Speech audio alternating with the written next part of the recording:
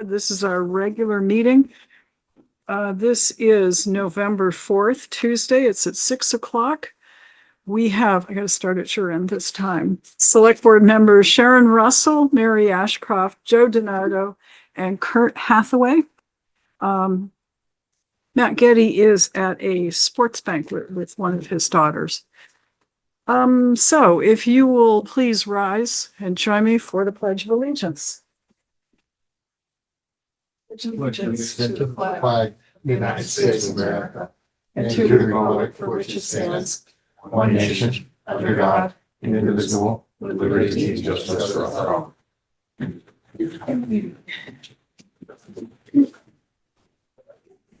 I'm going to do some quick preliminary things.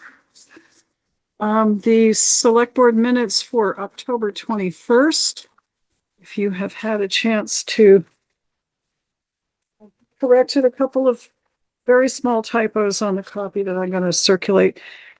Move to approve. Thank you. Is there a second? Second. I wasn't here, so. Oh, right. Okay. Yeah. Second. Okay. Motion's made and seconded. First typo, page 1. It's way down the bottom, number 4. Senior luncheon was today. Some new members, plural, and I've added that.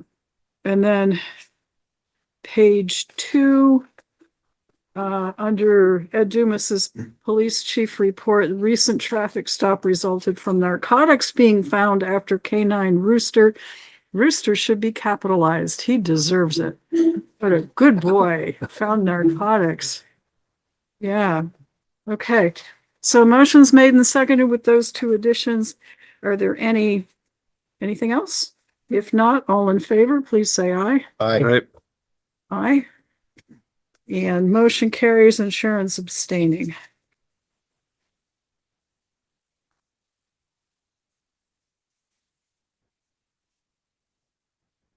All right, we have minutes which are on the desk and we'll get to the orders sitting on Kurt's desk. Do you want to wait a few minutes or do them now?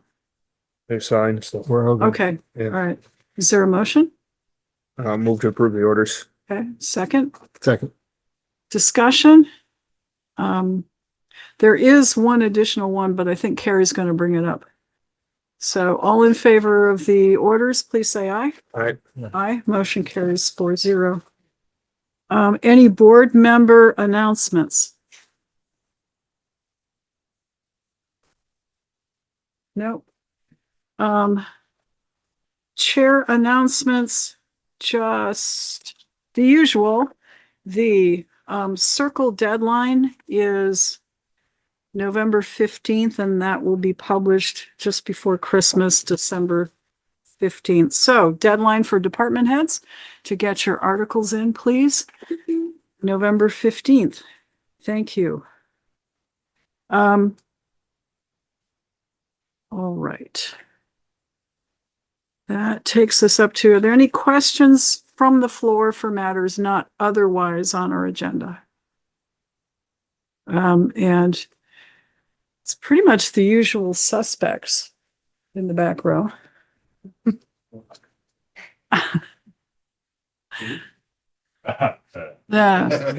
Okay, and there's nobody on Zoom raising their hands. So moving right along.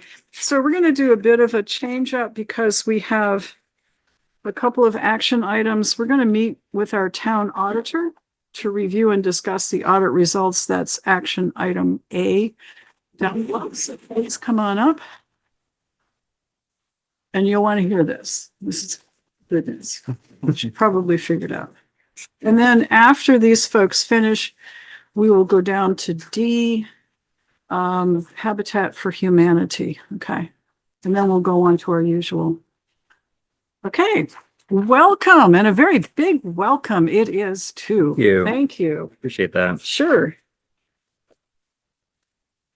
All right. It is that time of the year again. We are wrapping up the audit, and at this point, we are looking for verbal approval of the audit reports.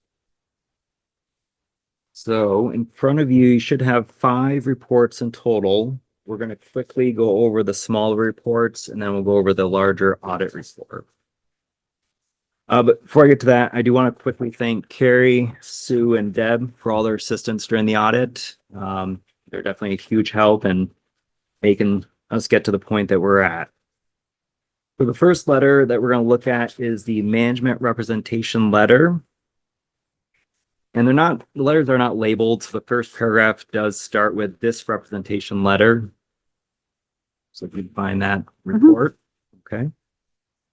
So this letter, it's a required letter and it needs to be signed by both Kari and a select board person prior to issuing the final signed report. And just to let the board know, this letter, it essentially documents management's and the board's acknowledgement of its responsibility for the financial statements and its related disclosures in the audit. Again, there's not much to go over with this report. It's the same wording each year, but it is required to be signed and returned to us before we issue the actual report. Bill, do we have that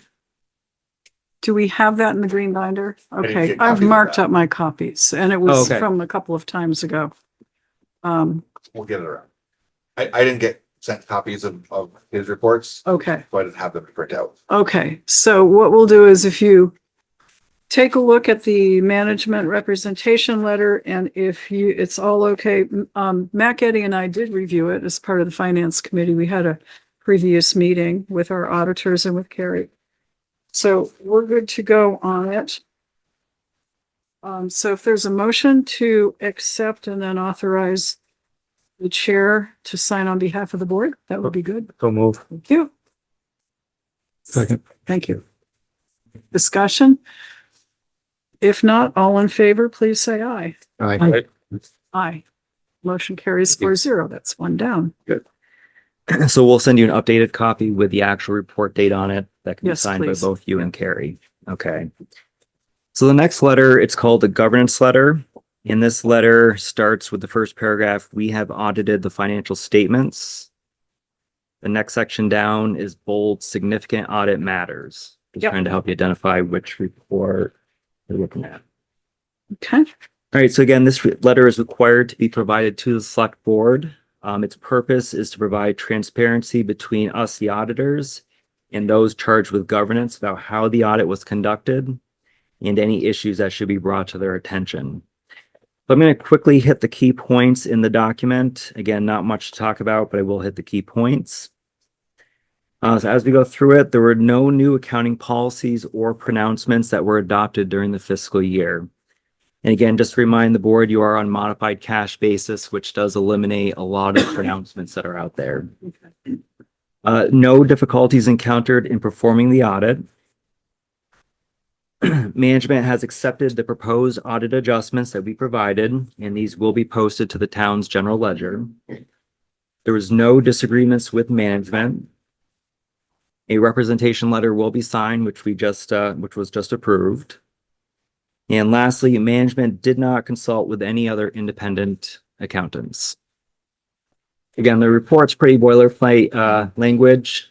Doesn't change much from year to year, but it is required to discuss it with the committee or the board. Oh, this is the second opinion thing, so you didn't have to do that. Mhm. Okay. Got it. Do you need us to accept this? Nope, just Okay. the management representation letter. Very good. Okay. So the next report. Here it is. Is called the management comment letter. This report, the first paragraph starts with in planning and performing our audit. Again, it's a very short report. So management comment letter, this provides recommendations from us, the auditors, based on our observations during the audit. Its purpose is to highlight the areas where internal controls, accounting procedures, or operational practices could be improved to strengthen the town's overall financial management and efficiency. So we're including in here recommendations on areas that we feel that could be further strengthened. We're not saying that there are issues, but there are areas that we should watch out for and consider as a board and the audit. I welcome the board to read through this document and reach out to me with any questions at any point in time. Yeah, couple of things on the ensuring that all accounts, cash and investments be reconciled monthly. Mhm. Kari has a spreadsheet so that she can track this. That's the comment on page 2. We should work on a disaster recovery plan. And that's page 3 toward the bottom. A written disaster recovery plan. So we should, with Bill's help, I think is it in your packet? Is it in the packet Yeah. or? Good one for me, I was working on after that. too, Okay. so. Okay. So Bill's been working on it. So that will help. And then there is also something a formal fraud risk assessment program, and we were going to check and see if the League of Cities and Towns had that. So good stuff to note. Just more protection for the town's money. Yep. So, Yeah. One quick comment on the disaster recovery policy. You may want to consider testing that on an annual basis just to make sure that, yes, you do have a written document, but if this was to occur, we have tested it and it is going to in fact work for the town. okay. Just a, 1.1 periodic testing. what's that? 1.1 periodic testing. There you go. Annual Okay, basis. good. All right, so we'll hear more from and Bill, could you stick this on the agenda for an upcoming meeting, Absolutely. please? Thank you. All right. All right, so the last small report before we get into the audit report, this is an additional required report under government accounting standards.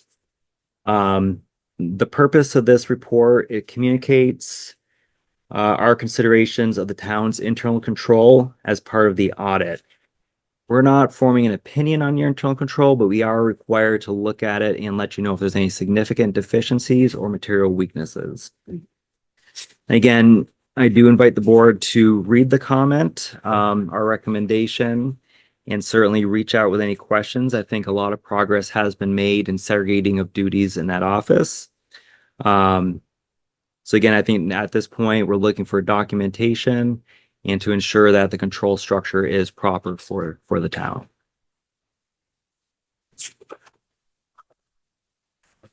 Do we have any questions on the first 4 reports? Okay, well, we're moving right along. All right.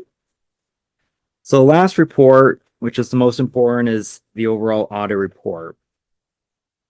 And so if we turn to pages 1, 2, and 3, this is our portion of the audit report. This is what we insert into your financials. And this is the independent auditor's report. And I'm happy to say that the town received an unmodified or clean opinion, which is the same as last year. And what that means is that the financial statements are presented fairly in all material respects in accordance with the modified cash basis of accounting. I'm not going to go over the entire report in great detail. I think what we'll do is skim through the pages and hit some of the more important areas, key points. So we're going to skip page 4 and 5. 4 and 5 are considered your governmental-wide financials. It combines both your governmental activities and your enterprise activities, which is water and sewer. I think it's more beneficial to focus on the other pages because they provide greater detail for what's going on within those funds.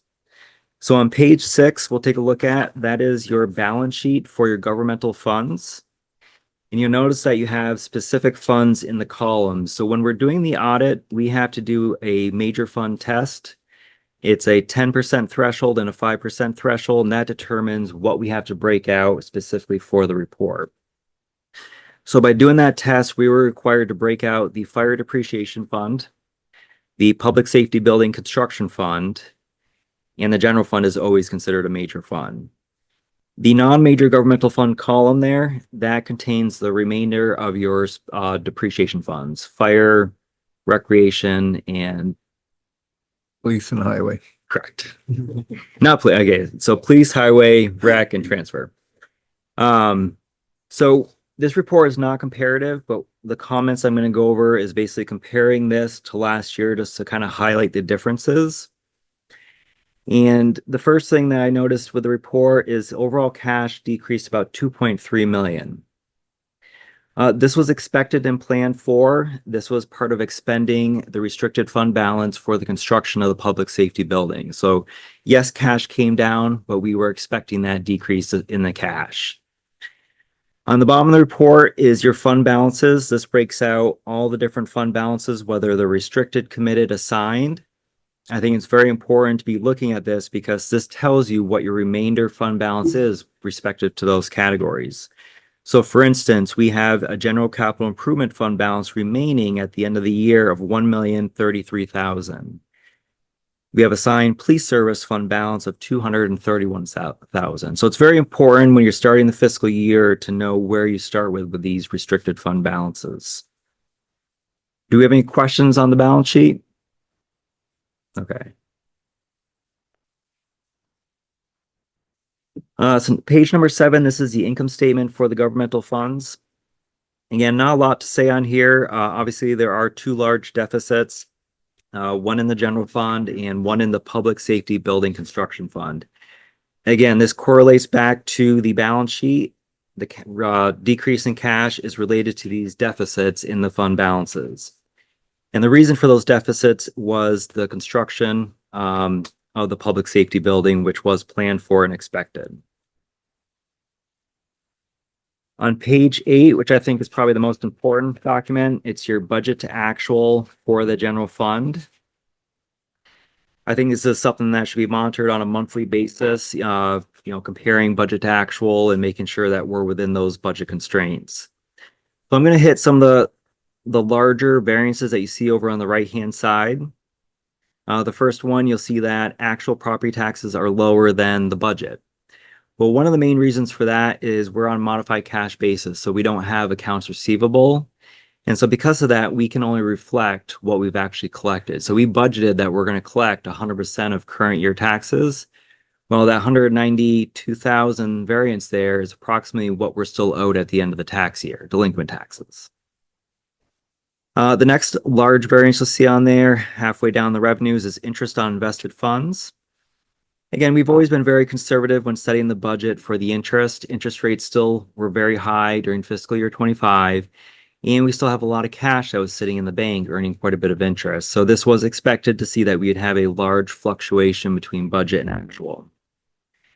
The next one down is local options tax. This has been a phenomenon for the past so many years. I can't remember when, but we have been outpacing our budget for years, which is good. We budget conservatively. We don't know what we're going to collect. And luckily, we have come ahead of that each year.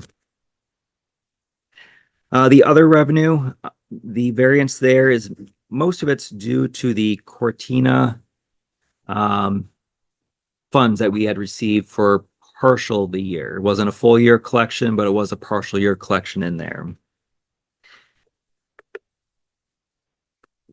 Under expenditures, the general government, you'll see a large variance.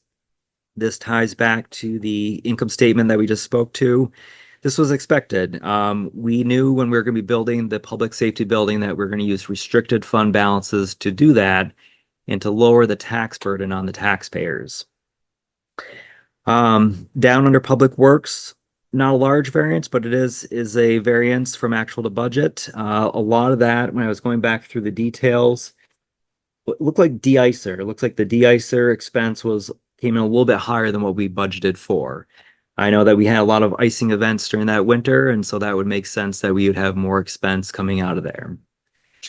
And the last one on here is debt service. We don't budget for the debt service payments because we had expected it to come out of the long-term debt repayment restricted fund balance. And that's for the Center Rutland Fire Station bond payments. And then the interest on the public safety building was expected to come from the capital improvement fund balance. So again, nothing out of the ordinary. A lot of these variances were expected and planned for, so no real concerns to bring to your attention. Our hope is that you are monitoring on a monthly basis budget to actual reports so that you can monitor these variances on a monthly basis. We did add a table below this to try to help explain it.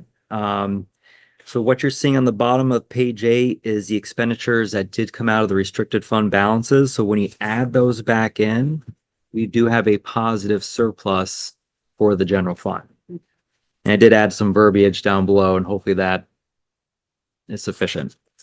One thing that's recommended is we start adding a line to budget for the payments on our bonds.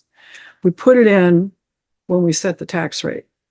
It's there, but we don't put it in the budget to show people what we're doing and where it's that we have an expense. So that's something we talked about and we should do as we're budgeting. Yep, and I was actually going to bring that up Oh, when we look sorry. at the, no, that's perfect when we get to the long-term debt footnote. Do we have any questions on those first few pages? Okay. The rest of them we'll go over real quick. There's not much in the rest of these pages. Page 9, this is your enterprise fund. This is the water and sewer fund activity. If you had a comparison report, you'll notice that cash is up slightly because we had a surplus, which is noted on page 10. So if you go to page 10, this represents your income statement for the water and sewer fund, and you'll notice that we did have a surplus of $54,000 for the year, which increased our cash and our fund balance. Page 11 is your statement of cash flows. Not much to say there. Page 12 is your statement of fiduciary net position. These are accounts that we don't technically own, but we're still required to report them. So under the trust fund column, that's the cemetery and fire trust funds. They hold the investments. And then the custodial fund, this was new a few years ago. We were required to put this in there. It's the ins and the outs for the education property taxes that are collected by the town. We're acting as a fiduciary to transmit it to the state and to the school district. On page 13, this is the income statement for those fiduciary accounts. Again, under the trust fund column, it's mainly investment activity, interest, dividends, realized gains and losses. We do have some lot sales in there, investment account fees, and then some upkeep related to the cemetery. So, and maybe this is coming up later. We did talk about back on the water sewer fund, the interest. Correct. So currently the interest is not being allocated to that. And the reason for that, which is in one of the management letter comments, is a recommendation. You have two different fund types. You have an enterprise fund type and a governmental fund type. And the way GASB states is that we should separate those funds with physical cash. We should have a separate bank account for the governmental funds and a separate bank account for the enterprise funds. If we don't do that, at a minimum, we should somehow compute the interest breakdown between the cash that's representative of the enterprise funds versus the cash that's representative of the governmental funds. Currently, we're not doing that, but it is something that we should strongly consider and start doing that going forward.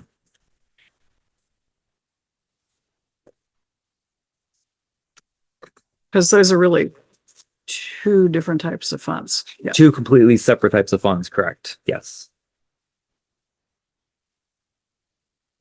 Page 13, real quick. Income statement for fiduciary accounts. I think I talked about the trust fund investment activity, pretty straightforward. And the custodial fund, again, we're acting as a fiduciary capacity for the education taxes, represents what we collected and what we remitted to the state and school district. Then we get into the footnotes. There's a lot of good information within the footnotes, but again, they don't change that drastically. I think the only one I really wanted to hit on was on page 21.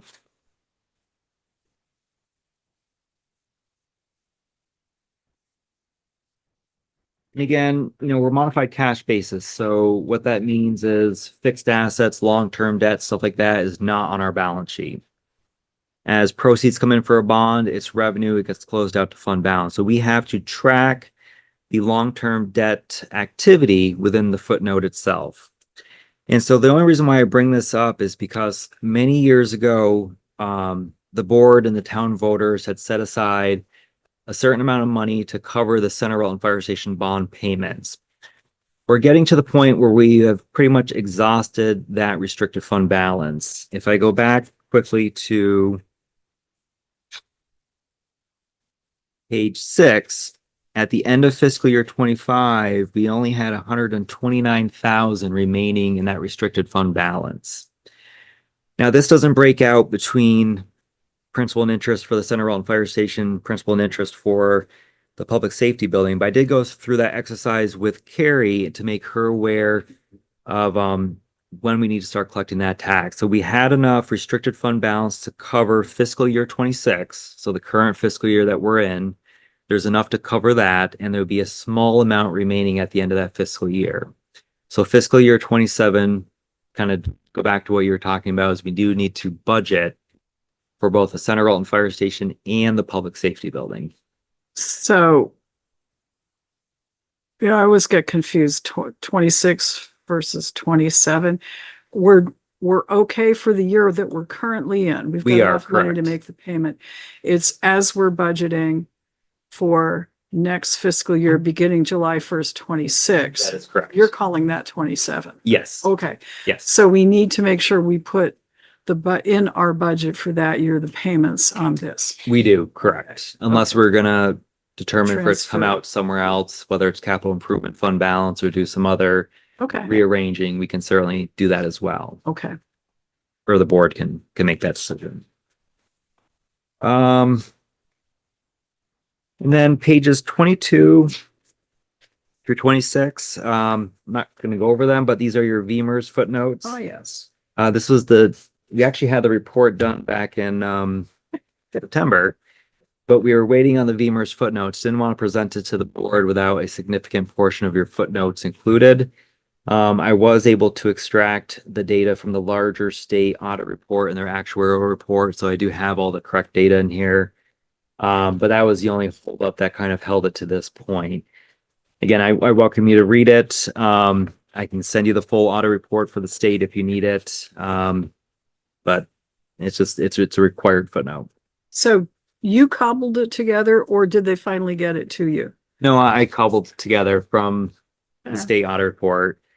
Thank you. You're welcome. I just wanted to get this Mm-hmm. done and behind us. So that's the audit report. I welcome any questions. So the next steps at this point is you verbally get permission approval. I am still waiting on the second partner tech review, which should be done either tomorrow or Thursday. Once that's done, I can get you the actual manager rep letter to sign and get that back to us. Okay, Okay. so we've approved one. What do we need to do tonight? Approve the rest of what you've presented? Yes, in essence, yes. Okay. Give us approval to move forward with this, and then we'll get you the form to sign and then issue the signed reports. Okay. So is there a motion? So, Going to authorize anyone in particular to sign? Signed on behalf of the town? It- That's your job. We're in the black, so sure. We'll authorize the Yeah. chair to sign on behalf of the town. Motion's been made and seconded. Any further discussion? I do want to get to our little spreadsheet thing Sure. too. Okay, because so all in favor of approving and authorizing the final wrap up of the audit, please say aye. All right. Aye. Thank you. Appreciate that. Welcome. Thank you. All right, our spreadsheet. How much this is the fun part. How much is in the Cortina fund Yes. as of June 30th? And how much is in the capital construction? Yes. And, the other funds too. Department heads are all sitting here, most anxious. Just reminding you that that was June 30th and we've already spent some in some of your funds, so. Correct. This is historical data. Again, that's why we try to get the audit done as soon as possible to make sure that historical data is correct. Okay. So what you have in front of you, so with your NEMRIC system, NEMRIC doesn't necessarily track all of your fund balances, so we have to do it manually. So we extract all your data and then we'll interpret the minutes or the board's directive and spread out that activity. So based on all that, based on our finance committee discussions, I believe we are in agreement with the data that we have currently. So we do have an assigned police service fund balance of $231,049. Again, Okay. this is What June page? 30th. What page are you on? Well, Or how do you want I to do didn't this? bring that with me. Okay, all right, so, So I can, no, that's okay. If you just want to refer to the, Bottom line, yeah, 31 down on that bottom line. This is as of. yep. So it's, yeah, okay. I just wanted to refresh my memory on it. Okay. I should have brought it with me. So over to the right, there is a Cortina settlement column. yep, And what you have there is, your beginning fund balance from fiscal year 24 up top. Can I borrow that real quick? Sorry. And so what we do, so the way it worked out with the budget is we had budgeted a surplus from the local options tax of 218,000 to cover or to reduce the amount that we need to collect from property taxes for the police department. So what we ended up doing is we allocated over on the left-hand side, there's a general police column. And you're going to see the amount of revenues and expenses. And it's very clear that there is a deficit, but that was planned deficit. So what we did is we then allocated over 218,567. That's included on the tax rate sheet that you guys approved for fiscal year 25. After we did that, then any remaining deficit had to be made up with the Cortina settlement funds. So you can see from the existing fund balance, we had to transfer over only $1,708 to cover the remaining deficit for the police fund. And that's how we get down to our assigned police fund balance of $231,49.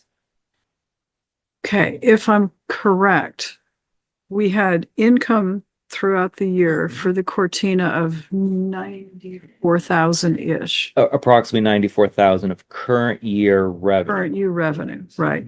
And that doesn't show up. It does. So up in the other row, there's 100,966, and included in other is the current year.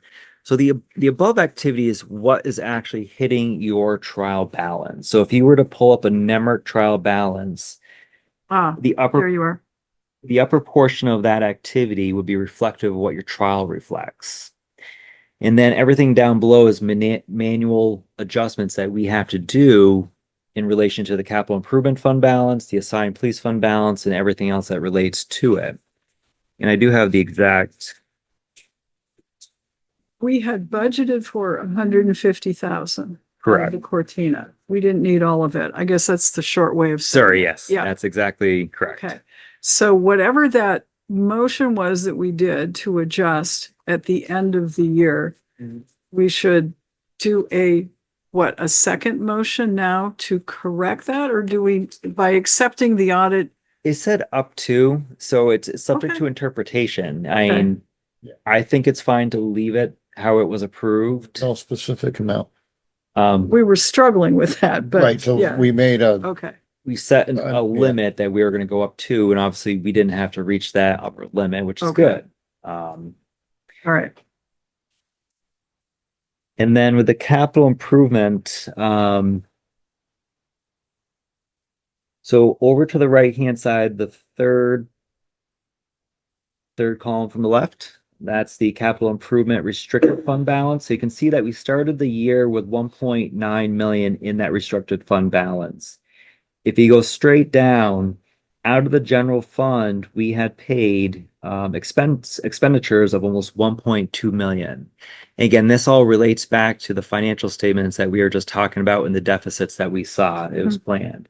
That's public safety building. That is, exactly, yep.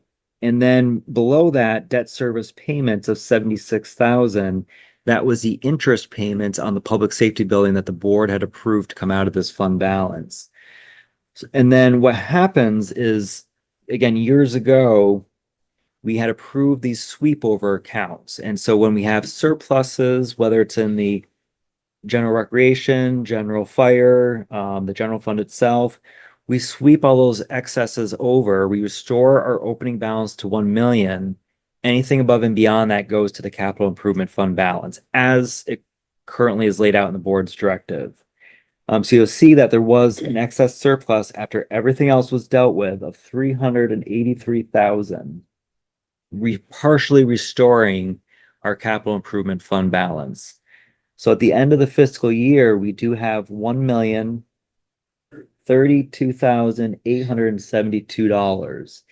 Now it's very important. This is historical. This is 4 months ago. Mhm. So now what you want to do, and I sat down with Kari and we started to go through that process, is she has a nice spreadsheet that's tracking all the activity so that she should be able to give you guys a running total of where that restricted fund balance sets. Now, the only thing we don't know is what is our surplus going to be at the end of the year to kind of replenish that.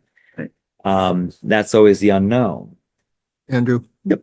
The 382,933 that went, that, does that include the 1% monies that weren't allocated? Yes. Okay. Correct. So that's So that's individual budgets plus what was left from the 1%. exactly Okay. after transferring the 218,000 that we wanted to Right. to the police department. This is the remainder at the end of the day. It's the very final what we move into that bucket. Okay. Yep. All right. Thank you. So again, this is a very manual process. I do send this spreadsheet to Kari because obviously these are your financials. We want to make sure that we interpreted what you guys wanted correctly. And so she does review this in detail to ensure that we do match her trial and the intention of the board. Where's the 1 million opening balance shown? Is that anywhere here or? It is. So with the 1 million opening balance, technically we had to do something with it. We couldn't just leave it as opening balance. We had to commit it for different things. So what we do is we committed it for paving because we know what contract we have. So if you look over to the right, and it's the No, no. I've already made the call. so it's the 5th, 6th, and 7th column from the right. And so when you add those 3 committed balances, those are technically your $1 million opening balance. But we have committed that each year. Now, some of it does get supplemented with property tax revenue that we budgeted for and stuff like that. But at the end of the day, we need to make sure that that remains at $1 million. Is it too high, too low? That's a question for internally for discussion. Pretty close this year. Yeah, Because what we don't want to do is, and the town has been very fortunate is we have not had to go out there to get a tax anticipation note Right. to bridge that gap. I don't want to. So I think it's just something that we can monitor, do a trend analysis for the past 3 years of all the expenditures that go out the door before we get that first allotment of property taxes that are coming back in the door. Mhm. And then that can gauge, is this sufficient? Is it too much? What are we doing with I think it? it was pretty close this year, wasn't it? If I remember. Yeah, And I don't know if we had something unusual in there, I don't know how the school portion there's a certain portion goes to school out of that Yeah. bites us, I think, a little bit to start with. Yes. And then once, like you say, once you get to the September 10th payment, then it's better. So I think we even talked about, because we were at 1.5 and we reduced it and used some To of that 1. money to pay some of the other stuff, either the public safety building or the Long-term bond. debt. yeah. And I think that we should watch that and maybe See if we see can. where we are, that maybe we put a little bit back in there, get it back to like 1, 2. Cause I think, if I remember, there was that little, like, Kari was sweating a little bit because Yeah. we were using it faster than she had anticipated. And again, I think we can work with Kari and actually generate some NEMRIC reports, kind of help her with a trend analysis. And if you just do it on a running basis, Yeah. it helps you each year, justify what we're leaving in there for committed balance. Okay. Again, these are very important. That's why, we try to keep track of this. And again, we want to make sure we're doing what the board's intention is Okay. with these. Joe, take a look at note number 1 down below and just make sure I've got it right.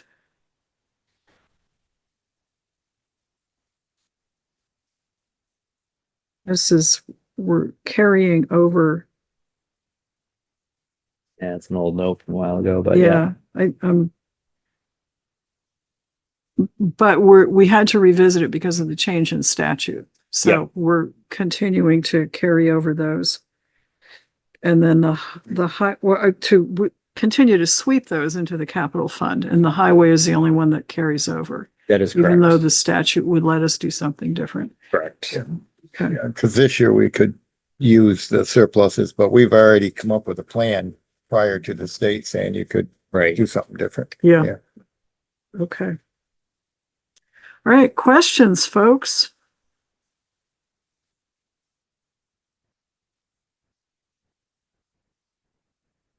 I know it's a lot to digest kind of in a short time frame. So, I'm available all the time. Feel free to call me, stop by the office, or email me, and happy to go into much more granular detail, if needed. So just certainly let me know that.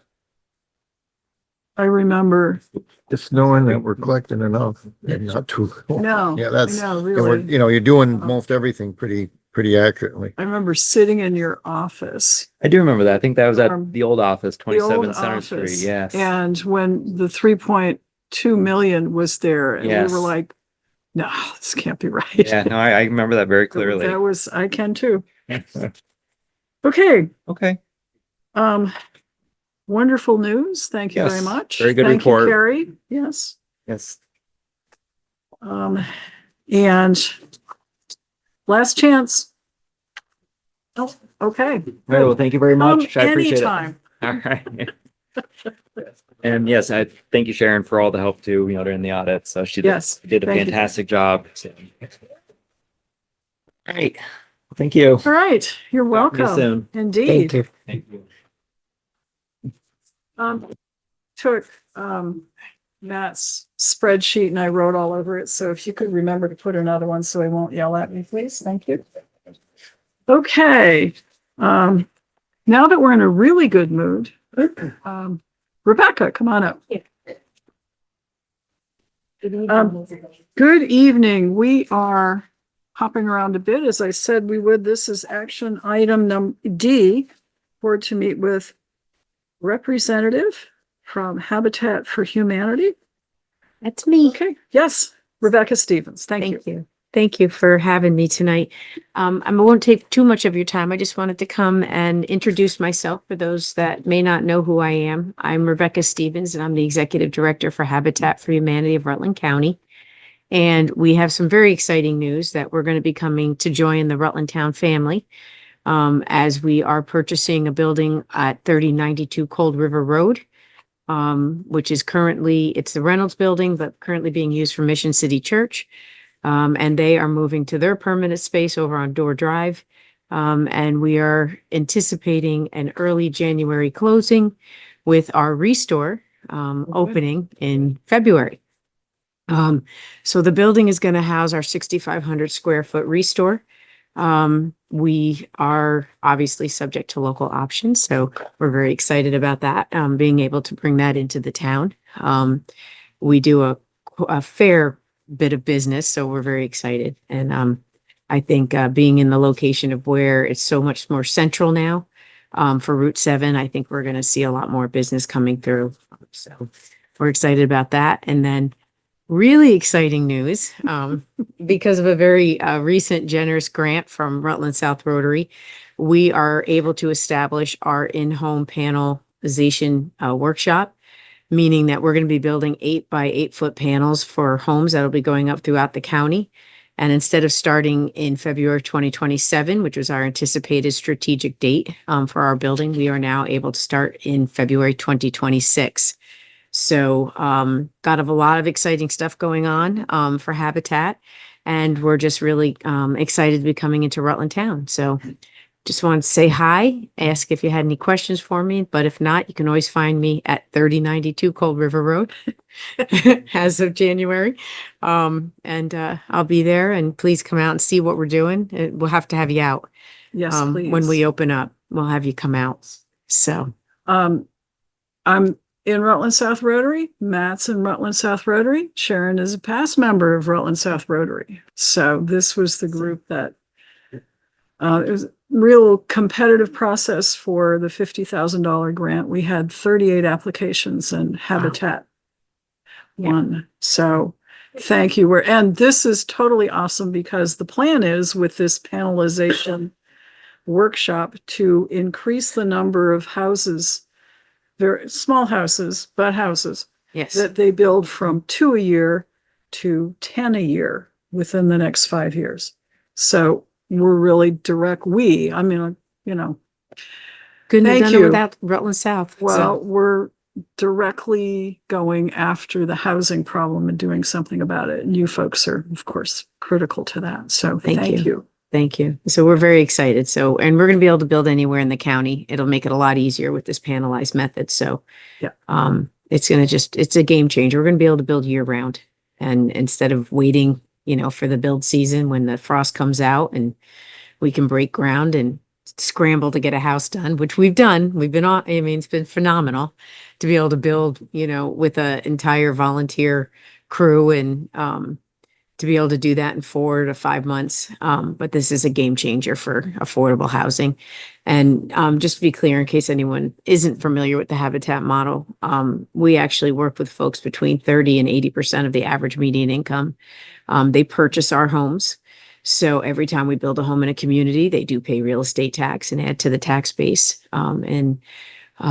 Most of, I think, all of our homes currently right now are occupied by folks that are wage earners with children, and living in their communities and giving back. So Habitat's a phenomenal model, and we're very proud to be part of it. So Good. thank you So very much. Thank you. You're welcome. Questions? All right. So, and they do like volunteers. We do. So, in fact, you've told us that Rutland South is going to be building the first panels. Yes, So you will be. We're already on Because we're track for actually that. going to have a model home on site. It's really, 3092 Cold River Road has enough property around it that's going to allow us to actually erect a 16 by 16 foot model home. So you'll be able to walk through it and see how it's built, and you'll be able to go in the panelizing shop and, take a peruse through the pre-store and maybe purchase something. So it's all good. Yeah. The sidewalk that goes along it is the sidewalk we built along Cold River Road from Yep. Adele Stanley down to the intersection so people could connect with the sidewalk system there. So And we're already been in touch with DOT, Department of Transportation, and we're going to be having signs put up that will Good. direct people to us. So it's going along. We're very excited, and it's fun. well, welcome. And Well, thanks thank for you. coming in. Well, Okay. thank you. Have a wonderful evening. We You will. too. Thanks. Okay. Let's go on to our department head reports. Ed Dumas, Town Police Chief. And bring up whoever else to discuss the things you need. So.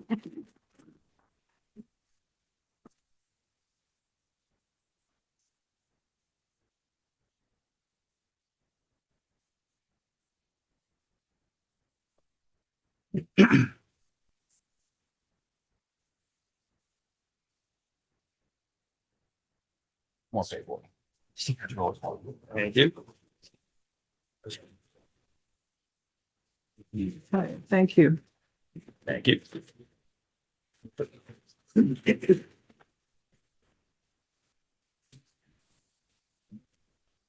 All right, which would you like us to start with? Let's start with the big thick one.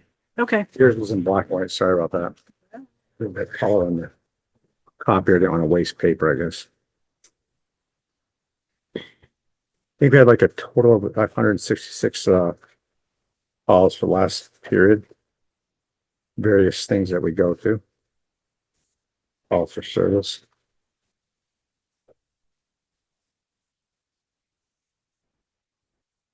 Retail theft, some of them issue, petty larceny, motor vehicles.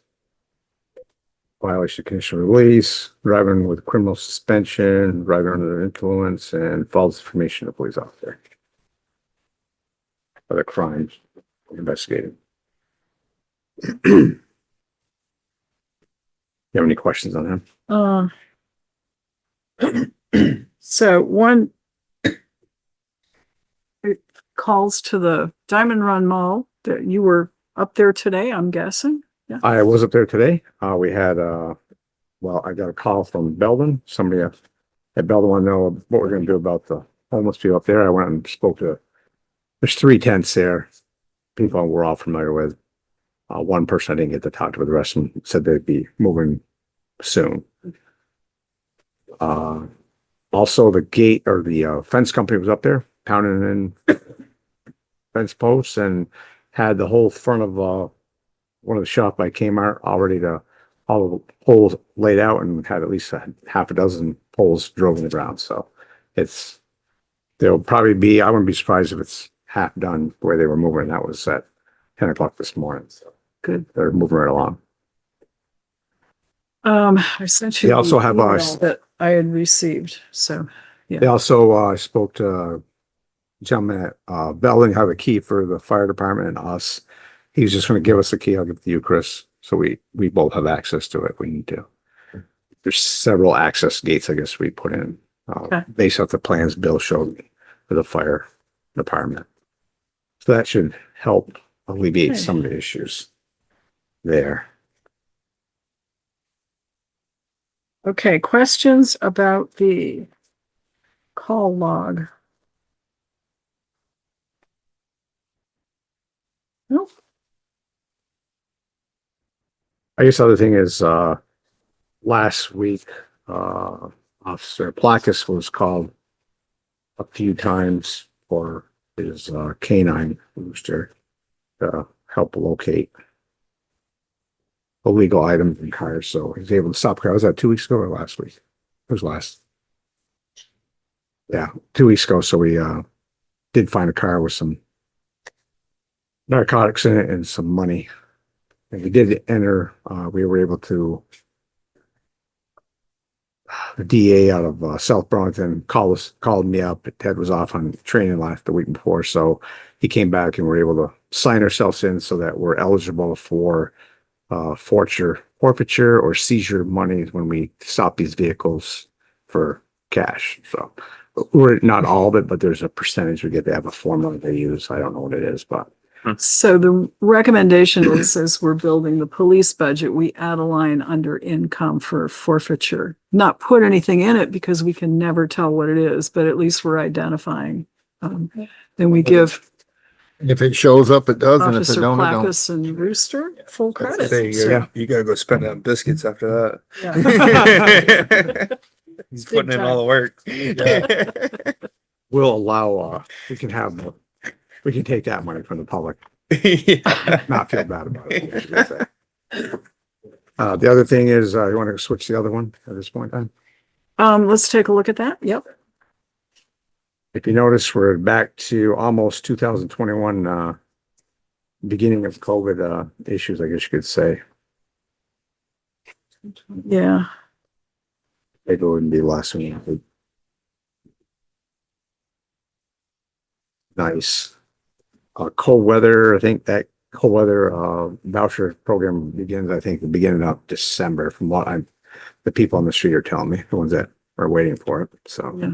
got one more month and then hopefully we can get a place to stay for the winter. Are there any designated places? I mean, before it was Cortina, that's where they were all going, but now you don't know. I'm not aware of what they're, I talked to one gentleman today who's in the system, if you will, and he suspects he's gonna get moved to Burlington or some other place for the winter to do it, so. Okay. So the police committee did meet and we did go over the draft budget. And one of the things we have to do for all departments is, if we could do that now, if you folks are willing, to determine what percent COLA increase we're going to ask our department heads to build into their budget. I did get my notification from Social Security that Social Security benefits, their COLA increase is 2.8%. And there it is. Right there, it's in. Okay, so 2.8. There is an action item. We do need to set that so folks can finish up their budget work or start their budget work as the case may be.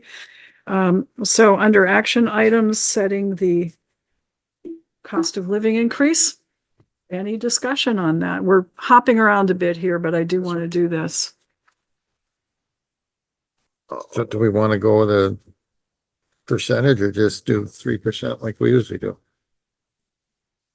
Yeah, I'm trying to think, what did we do last year? Was it 3 last year? I 3? think we did 3 Yes, last 3. year. Yeah. You guys that get paid, how much you get? Yeah. They probably can't tell. Yeah, remember? Yeah, I'm pretty sure we did 3%. We did last year. Yeah, that's what I thought. Any, I make a motion, we do 3% for cost of living increase Second. for our employees. motion's been made and seconded to build our budget around a 3% increase. Discussion?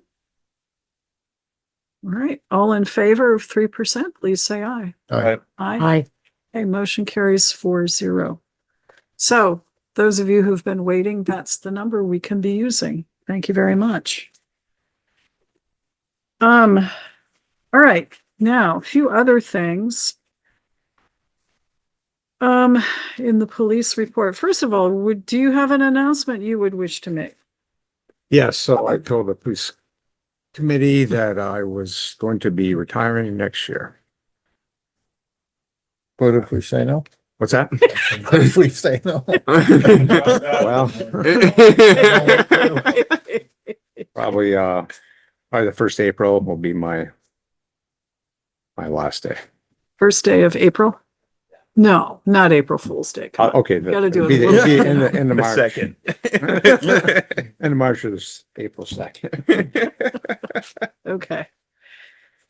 Well, Chief, we knew it was coming. Yes. And we thank you deeply for all of your good work on this. So we will miss Appreciate you. And we'll, between now and then, probably rough you up on budget stuff. Probably. Some more, So- yeah. The other thing I'd like to say is that, way back when we're trying to get Deputy Chief Washburn a raise, the only way we could get a raise is if I promoted him to the rank of Deputy Chief. So at this point in time, the last 6, 7, 8 years, Something like that. we've been, a lot of the stuff we do here, Ted's been doing it all for the last year. I've let him do it. He does well. He asks me questions, and I think as you move forward, I think it'd behoove you to promote Ted to the rank of chief. I leave. He has a seamless transition. And I've always been about making sure that the department comes first, and that we move forward nicely. And I don't want to leave the town with a big hole in it. So that's like, I've worked at places where they drop the ball and you Mhm. gotta like clean things up. It's not fun. Yep. So that has been thanks to Mary and her 5-year plan, and we throw a lot of language back at her that she gave to us. You didn't Tours. like it. But we have, everything on our 5-year plan we've gotten, and Ted has written another 5-year plan that's, I suspect sometime in the next 5 or 6 years, it'll come to fruition. And move forward as it grows up, I guess you could say. So my obvious question is, we'll be losing an officer. Should we start now looking for someone to keep our staffing level the I same? think you should. And that's part of the discussion that the police committee had too. 'Cause You'll see a proposal to bump up, well, not just the 3%. some The salary chief, adjustment, the yeah. deputy chief and the first officer will be up 3%. But then the school resource officer and the third officer, the proposal is to bring them up to the same level as the first officer. So you're going to see that. And this would be a good time to say, yeah, the thought is it's tough competition out there. We know police departments are looking. So that's going to be an increase over the 3% for 2 officer positions. And that's the reason, because we're looking ahead and needing to hire. The other thing is, she'll say that I'm trying to kick her out the door, but I'm not, is Lynn has been instrumental in our administrative process we do. Here we have a NCIC FBI audit coming up as part of the NCIC things. And it's stressful. I did one, Ted and I did one, and I was like, was not what I was used to. And we passed it, but it was stressful. But to have someone do that, I can just concentrate on police work and doing what we're doing there, not have to do all the administrative stuff behind the scenes. And in order to replace, Lynn is at the point where at some point in the future, she's going to be retiring too. To get a qualified person to do what Lynn does, it's, to be honest with you, somebody who has dispatched in the past. Mhm. And you have all that knowledge, and then to come over and learn the NCIC part of it is that window is a short window to learn that paperwork and move forward. So She also did fingerprinting. she did civilian fingerprints also, so she knows to do that. And it would behoove the town to up the pay on that position in the future so that we can get somebody qualified to come in and take over what Lynn does, and she does a lot. And if I leave, I don't know who can hire. The pay will be, you'll save some money next year. That may be a point to jump up Lynn's pay to the point where when she leaves, we'll be able to get somebody else. I'm just throwing that out there. And All nothing, right. and I've just kicked around a little bit. Yep. Yeah, we Something to think haven't, about. we didn't go down that road We with didn't, the no, we budget, didn't. so, yeah. Okay. Now, while we have you, there is something, yes. Oh, Matt's on, good. All right, we did discuss with Kari and with the police committee, Matt and the officers, something that we could do right now concerning the insurance reimbursement. So why don't you explain what you So- have in mind? We thought we had some time, like to the end of the year, to do this, but in reality, Officer Flack was here and he checked with Blue Cross Blue Shield. And there's a certain period you can sign up for Blue Cross Blue Shield. Let's say if you're married and have your spouse is on an insurance program. So what the town could do is allow people to get off the town insurance and then you buy them out. So, I mean, we're paying almost $3,700 a month, $3,900. I think it's going up to $3,900. I didn't bring the paperwork. $3,960 For a family. for a family. So you give them, they get off our insurance, you give them a buyout so much a month, usually half of what the premium costs. And we didn't budget for last year in that year to have this increase. So the town would save some money. Our budgets weren't, we wouldn't go over on that line item. Yeah. Because we're paying the employees up that want to get reimbursed for and do it's a separate check that they do at the beginning of the month. I believe that's how they work it. We get the increase in insurance premium beginning January 1st of every year. We budget as best we can for the fiscal year, which of course is split between 2 years. 2 years. We hit this last year and went, ugh. The proposal is to initiate a buyout plan, and I think there are 4 employees who are affected, right? I think there's several who are interested in the. buyout. Okay, Yes. all right. Two, I've got 2 or 3 in my 2 that would like to know some details. Okay. Yeah. All right.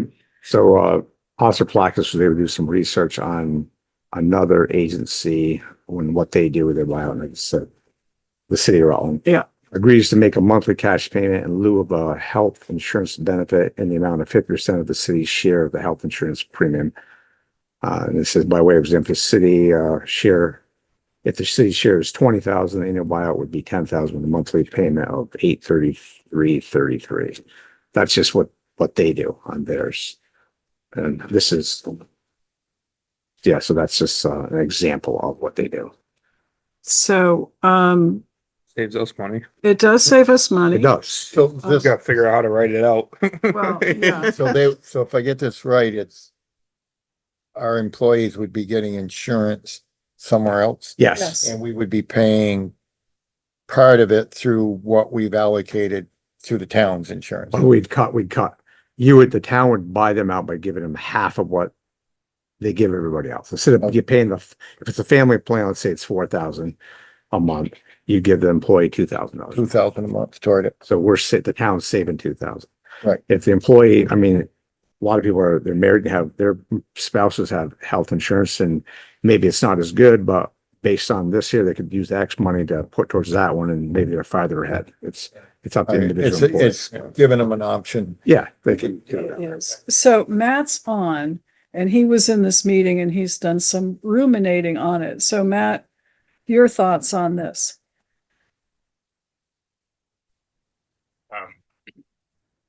General seems like a good idea to me. If we got sample language from the city, that helps. We probably could just go with that. I was just a little nervous that there may be some issue that we might miss. I know there was an example I think that came up in our meeting. I think it had to do with veterans healthcare, perhaps. So I don't know. I suppose it's one of those things where you live and learn as you go along. But if there's anyone out there that, and I don't know if the city's language is any more detailed than what the chief just mentioned, but it would be helpful to potentially talk to somebody else or to council and see if they have any recommendations as far as like a more fulsome policy language. But in principle, I think it makes sense for us. Okay. Can you do a quick motion? So we can tell the employees we're moving in this direction. Because they've got it, they've got, Yeah, this so they is have 1 month to enroll. This month right here, they have to enroll. If they're going to go to another insurance policy, they have to enroll this month. So they have to have an answer this month here.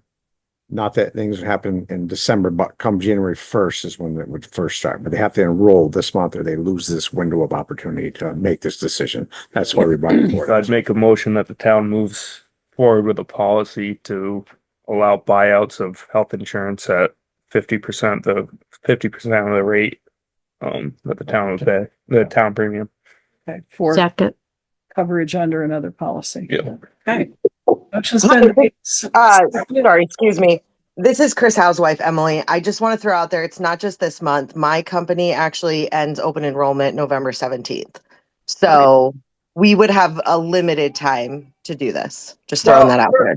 That's why got the motion on the floor right now. I'm right at it. So, thank you for telling us though. No, you're under Blue Cross right now. So Yeah, any I'll- further discussion? But Blue Yes, sir. Cross is pulling. I think that I don't know how you do it, but somehow need to make sure that there actually is insurance that they're going to. Yes. Yeah. And it has, I think when I was with the city, I think it had to be as good or better. I don't think it could be a lesser policy. I'm pretty sure, I Okay. can check on that, but I think it had to be as good as this. I think if the employee wants to go on, my opinion is if they want to go on the other spouse's insurance and they're getting a buyout from here, they can use whatever money they have extra put in it to make it as good as they want. It's their choice to make it. I think I'm just saying. Yeah. I don't know that you can take a buyout and not have insurance. Yeah, I certainly disagree with don't that. want that to happen. Declaration form you have to sign. I have to fill out a form and photocopy my insurance cards. Okay. Bring it to my employer to get the buyout. Okay. Okay. And you have some language somewhere that you sign? We're learning more. I have a million papers to fill out. And then Okay. that I have health insurance through the town that I have to bring to my work to get the buyout at my work. Okay. So, There you go. I mean, that is something. So I need some copies of any of those. these guys choose to do this because they work for us, they need to let us know that they have insurance, Okay. Matt's back on for us. some form of proof of insurance. Matt? So the other thing we haven't really talked about, I don't think, we've mentioned who might be interested. I don't know if there's anybody that we already employ that's on a spouse's insurance, for example, that might suddenly be eligible for money that they're not already getting. presumably the net effect of this would still be to save money because we'd have more people taking it that would offset that sort of thing, but I don't know for sure. We've got to get the word out there, so we'll task Bill with this if the motion passes. Our rec director is indicating that perhaps he is in that latter category that you mentioned. And it would be fair that you'd have to do that. We would have to offer it both ways, so, okay. All right, And you've I got the believe- motion? Any other And discussion? would we be following this? I know this, one of the things says that, they cut a separate check each month for that amount to the employee. Would that be our policy to try to follow that? I think so. Kari and I think we asked Kari this question. Is that the best way of doing it? Kari indicated that it wouldn't be a burden. It's just one of the other things. So she's muted. Okay. All right. In mine, they'll take the number and divide it by how I get paid every other week, just like. Okay. You're make so much in your paycheck every other week, Okay. so. And there's a line somewhere showing what it is. Shows a Okay. breakdown on the stub.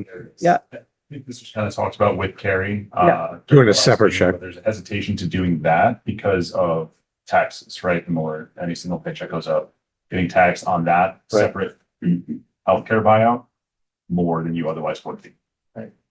All right. This is more reimbursement than a paycheck. Right. If But this would- factoring it into a normal paycheck. Oh, right. Going into a Okay, I normal do remember paycheck, this. you would pay taxes on your reimbursement, which wouldn't. So Yeah. I think doing it as a totally separate check. Yeah. I think the city, you guys have to pay so much some of you pay for your health insurance a certain portion, correct? They do. I get the town insurance. Okay, but if you were in the city, you were getting the city thing, they took so much out of your paycheck to go towards it. The town, Right. you guys not complaining, the town pays the whole premium for the Yes, they do. employees. Yeah. I know you're right because I get separately paid. And it's a separate check and it's clearly reimbursement, not part of my salary. So Matt, back to Matt Getty. Yeah, so I wonder if you could read back the motion language again, and I wonder if we need to refine it a bit more with what we just discussed. Let's see if Kurt can do that. read that back. I don't know. I'm sure Mary has the language in mind. Mary, go ahead. That's what the camera's for. Let's see. I think the motion was something to the effect that we offer an option to employees who can be covered under another policy with a spouse or other family member, the option of us buying 50% 50% of their policy that they would have had with the town. Is that And it should be paid as paid as reimbursed. reimbursement See, and not as We got the taxable income? notification that Blue Cross is pulling out of. I think it was a motion to move forward with it, right? Is that final motion? If people have got to sign up, I Yeah. do think Yes, and All you, right. we have to. in some cases, you have a limited amount of time. Yeah. So for what it's worth, and not to put off the motion, the reason for the delay in getting this to you was that we were going to wait for budget time to do this. We thought we had until the middle of January. Yeah.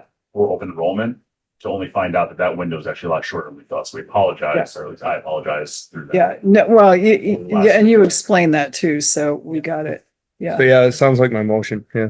okay. Take- All right, so Matt, anything else? Did we get it right? I think we should amend Okay, the motion. I guess I would move to amend the motion to state that we would be that employees would be required to show that they've obtained other insurance. yes, And that I don't know what we want to call it, the buyout payment would be made, would be divided over the pay periods over the course of the year. Yes. So I guess those would be my two amendments, but I did not follow the last thing you said about the taxability of the Oh, payment. Well, So I think that's separate checks to be cut for the reimbursement. To show that it's reimbursement and not just an adjustment in the paycheck, because that would look like taxable income. but why would it not? I mean, Probably I hate to could, wade but- into those waters at all. I'm not sure why it wouldn't be taxable income here if the Because we're not, health insurance benefit is being paid by another entity, and we're just paying them not to have one. That sounds like salary to me. yeah, but we're not taxing the healthcare premiums at this time. They're an untaxed benefit. Right, but if you're not getting it, then it's not that. It's something else. Well, what we're offering, Okay, well, why don't we leave the tax issue for maybe this is. That's the why I was- employee to deal with? that's why I think the motion should be that we're moving forward with this with a policy to follow. Right. That way people know that they can enroll, and Okay, we're gonna have a policy with all the formalities figured out by Okay. January. okay, I think is the best way to do that. so, Instead of trying to put it together, yeah. While we're, yeah, sitting here. and this But might, I think what Matt, the parts that are critical is, yes, we're moving forward with it so employees can go Yeah. and sign up. Yes, we're going to do this. The policy and the forms that they're going to have to sign and some of the details are to be determined. but They must have other but insurance. that That's is critical. part of the, And that is it's part of the a, motion. it's a 50% reimbursement rate. 50% reimbursement. Yeah. All right. Any other critical Based things that approval. we need to stick in there? So I have a couple questions just to ask. So if you move, it sounds like where you're moving forward with this, is this going to be a requirement for employees? No. Or can they it's an make the option. choice? It's a an choice. option. It's a choice. Okay. So the option should be there, right? Okay. So if an employee wanted to stay with the town's health insurance, they could. Yeah, Sure. For sure. Yeah. Yeah, This, definitely. Okay. Okay. And then the other thing I wanted to say is, you're required by law to have employees sign a form stating that they have insurance elsewhere. Yes. So, The fire chief was just explaining that to us. okay. Yeah. Okay. Thank you. And we know there are details. This is happening very quickly. So we've got to get the general policy in place with the details to follow, which sounds like, Matt Getty, a task for the personnel committee. yeah, you might need to get some financial advice on this. I too. think we wonder will. if Andrew could weigh in, or somebody that understands how this stuff works. Yeah, maybe the league. You know, We because can start with the because league or town this is a attorney. benefit we're not taxing, and just because you choose to go with, say, a spouse's insurance, and all we're doing is we're not even giving you all of what you would get if you were an employee. And the fact that we don't tax it now, I don't see it as income. Yeah, I don't either, but But there's people that do this for a living that can explain this. Still might be income. It could be, and if But- it is, then that's something the employee would have to They'll weigh weigh into when your they're decision. So- deciding whether they want to do this or not. So Right. we don't have to decide that part. but we're. Paying tax on income is always better than not having it. True. Wise words. Okay, are you ready for the motion? Whatever It is. it is. Yeah, that one. It's to offer the buyout, not require it, offer it to employees. Offer the buyout at a 50% 50% rate Comparable and proof of insurance. insurance if you take it. Yeah. Those are the key things. proof of insurance, all right? With formal policy to follow. Yeah. Full Okay. committee. All in favor of the motion, please say aye. I, Aye. Aye. Motion carries 5-0. So you can start making your plans, folks. Thanks for calling this to our attention. Don't worry about the short notice, stuff is changing so rapidly, but I'm glad you let us know about this, so. Okay, do we cover everything? We covered.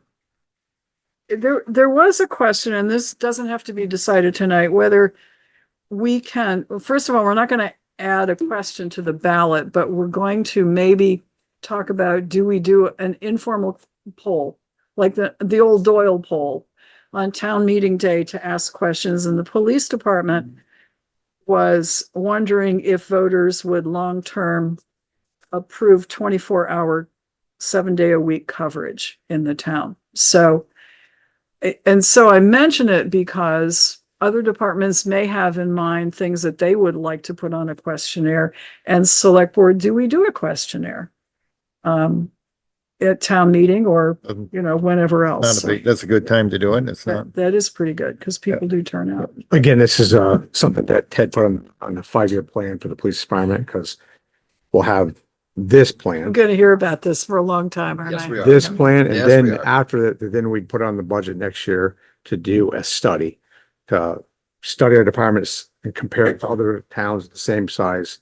An in-depth study is probably gonna cost, money, I think it was about 10 grand. at least 10 grand, maybe a little more. And then we can give that information to the select board and the people of the community. And then as we move forward to increase the size of our department, to meet the needs of our Rutland town community. So, Okay, nothing that has to be decided tonight. no, No, just let you know. And other departments think about if there were a questionnaire, what you would want to put on it for your department. How many backhoes you need, Dave? Wow. Okay. Anything else? I'm done. Phew, good thing. Yeah. I have one thing. Okay.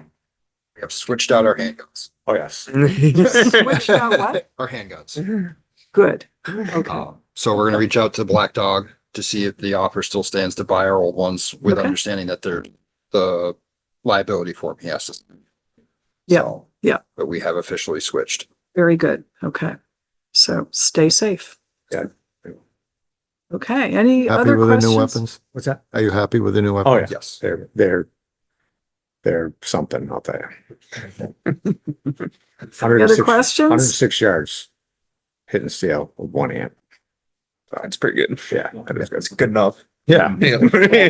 Asterisk there, she's Dumas.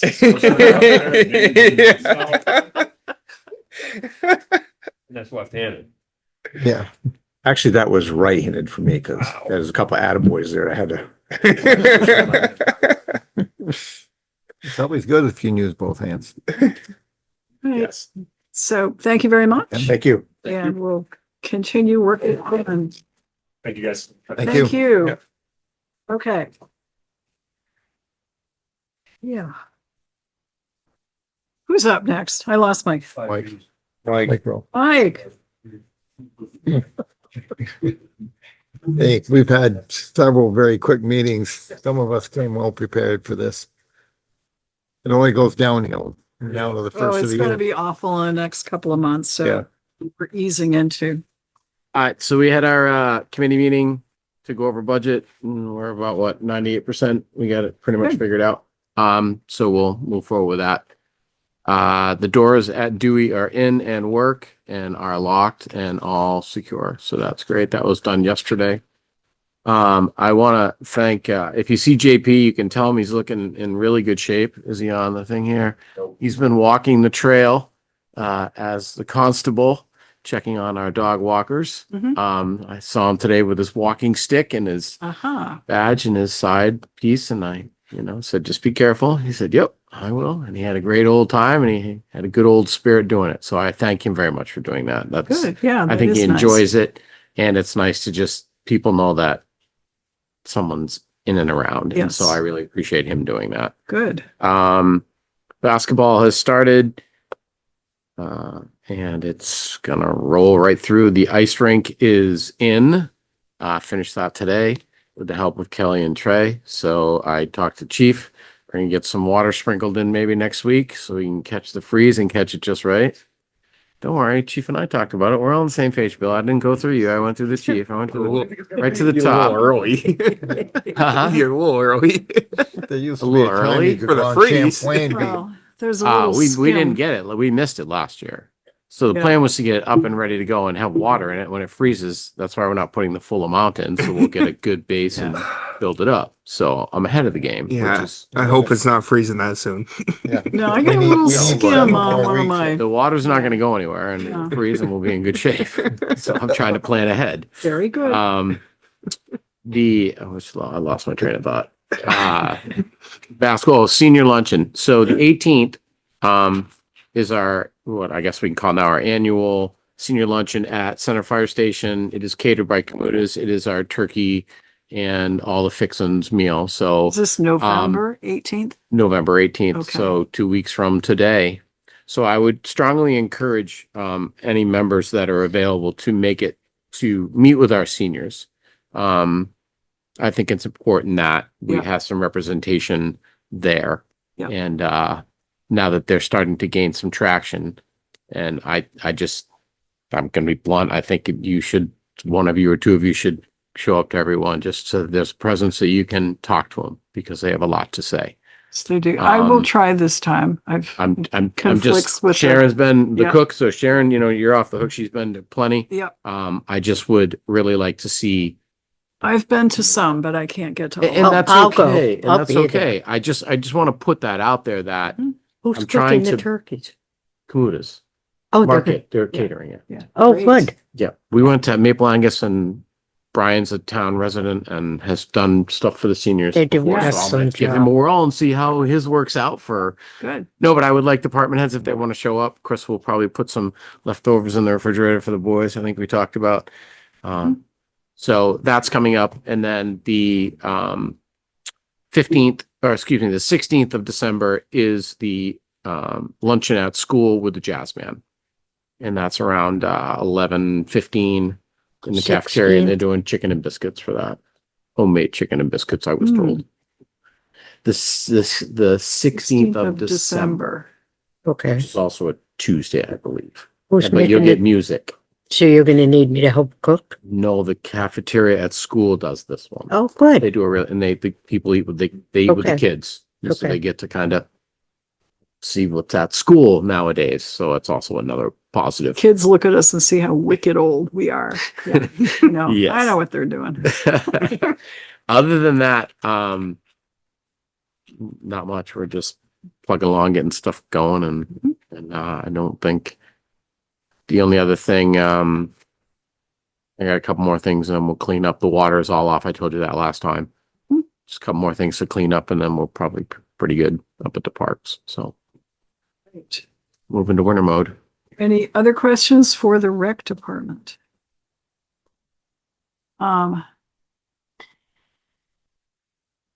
Still, I don't think it affects you, but Ted or Good. Ed or both? Just one thing I wanted to mention for all department heads. I noticed that you've been contacted by the attorney for the mall Diamond Run Mall, as they're putting together the Act 250 amendment for the construction of the Walmart. They will be asking about what impacts there will be on the town. That's why they're doing it. Obviously, please do think about that in advance, because yes, and I'm including you, but I know we have already discussed it. This is Act 250 is an opportunity for us to say, wait, there's specialized something that we need on the town side in order to give you the service that you're connecting. The cost of something special should be borne by the applicant. So please, the short version of this is absolutely give them the information they need. But if there is something that the town is going to be asked to cover that is above and beyond what we already have, let us know. And we can ask for a permit condition that will require the applicant to cover that. All right, for fire, the obvious thing would be, and I'll just do a crazy example that won't apply. A 12-story building, we don't have the apparatus in the fire department to reach 12 stories. Therefore, the developer would have to provide the apparatus so we could reach 12 stories, that kind of thing. So, but it's not going to be that extreme, but there could be small things like certain kinds of hydrants or certain kinds of water, water pressure or whatever. Just keep all of that in mind. That's for everyone. I don't know if it's going to apply to highways, but I'm mentioning it here. I know it could have, It will apply to police because we already have a permit condition, which requires the developers or the, They'll have to stick with that, won't they? well, that's probably going to be part of the discussion, but right now we've got that So permit release them on condition. So, okay, I just wanted everyone to hear the same message. I'm going to try and make some of these meetings just to listen. Here, I'll lay it down. Okay, but do keep these things, and there's a trail up there that, yeah, there was a trail for the old Diamond Run Mall. It was a kind of a nature trail thing. I don't know whether they're going to propose to bring that back at all, but that is something we should be listening for. go out there. Yeah, I think that's inhabited Probably now. not. We'll just give that one up. Might want to do that, but let's Right. just see. I might go fully in a bomb suit, maybe. Yeah, we'll just give that. Until the other issue gets some kind of permanent resolution, you might want to not worry about that. I'm using these all as examples because I don't know Yeah. what you might be asked to agree to. So I'm just putting it out there. You know, I think that, Yeah. well, when the attorney talked to us, I thought it would behoove them to have all of these department heads sit down together with him instead of meet separately. Because when you guys are all together, things come out and you'll have a much better, That much actually is a better good idea. outcome Yeah. when you're all there together with him. So I know he's got one set up with fire coming up, right? Yeah. Monday? What time?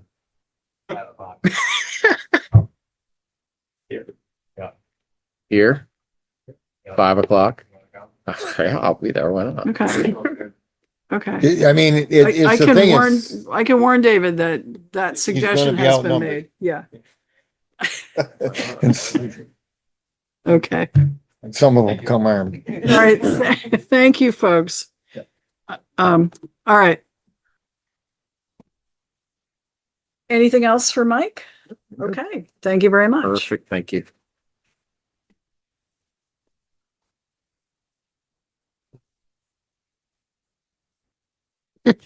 Okay. Dave Sears, Town Road Commissioner. Present. Yes. And we'd like to hear from you.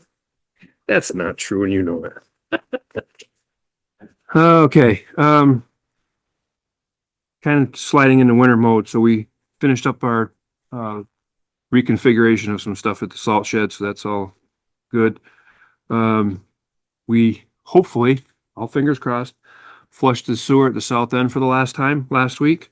They were getting ready to test that manhole by Taco Bell, and there's just not enough flow coming from the Aspen Dental thing to push all the solids through the manhole. It's getting there, but it's just, so we had to go down and flush that out so they could do the vacuum test and everything on it.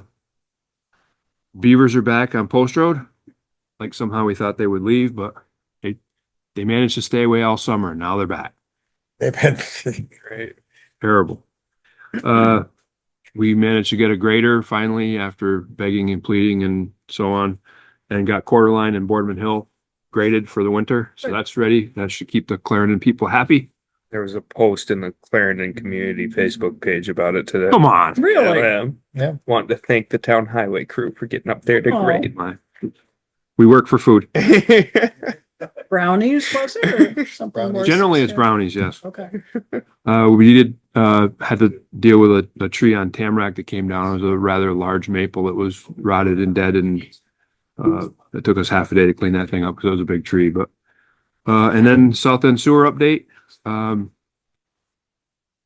We're coming to the finish line here. I got a meeting tomorrow with Otter Creek and the manager from the car wash to see if we can get them on whatever day Casella is ready to do it, to pump their tanks down the night before, and then hold their water back for the day while they make the connection. That's the vital one.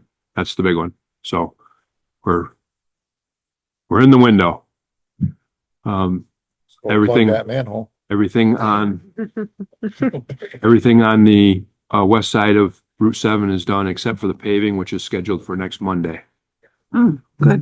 Did they have any unexpected things, or did it go further? No, everything's gone, other than coming in a foot high on that other side. Everything has been right where it needs to be. So, And they were able to make that all work.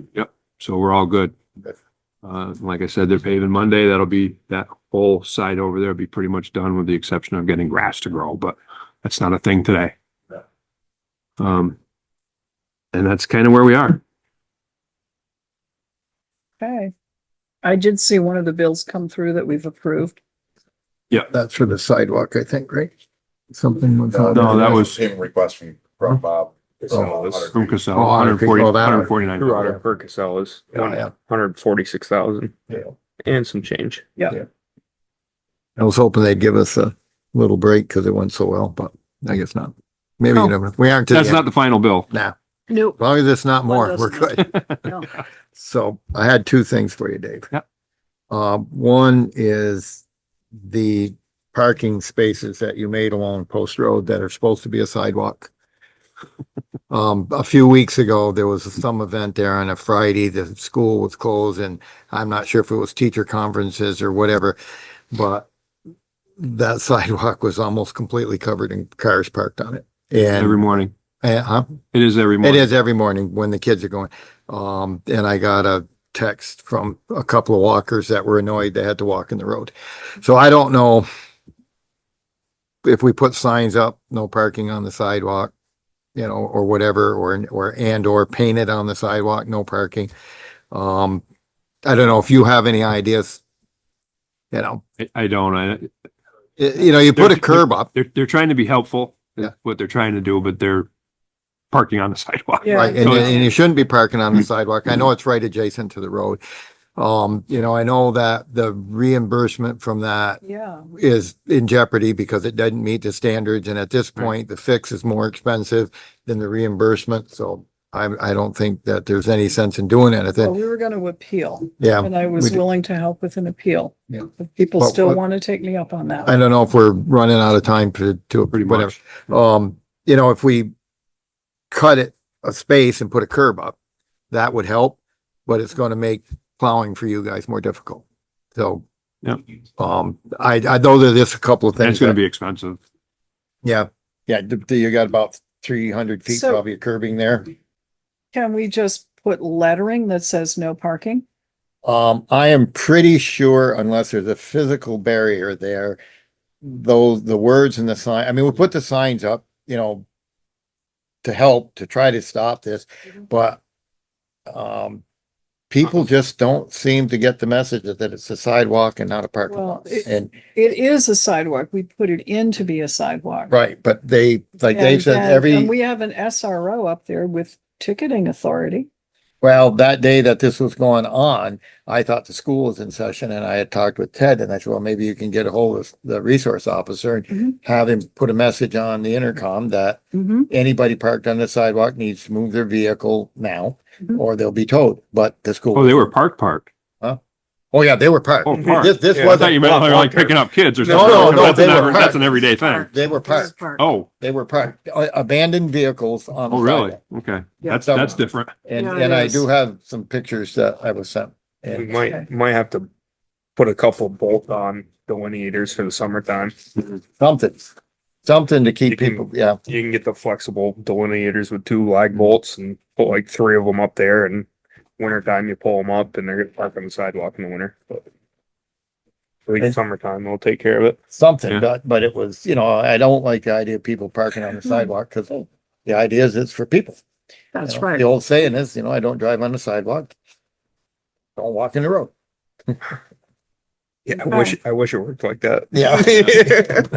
So anyway, and then whatever I don't know if you want to You tell me. appeal the sidewalk thing. As far as I'm concerned at this point, it serves a purpose. We're getting it done. I think the grant is like 40,000 Yeah, that we that's would get the back. amount. And I think the amount to fix it would exceed that.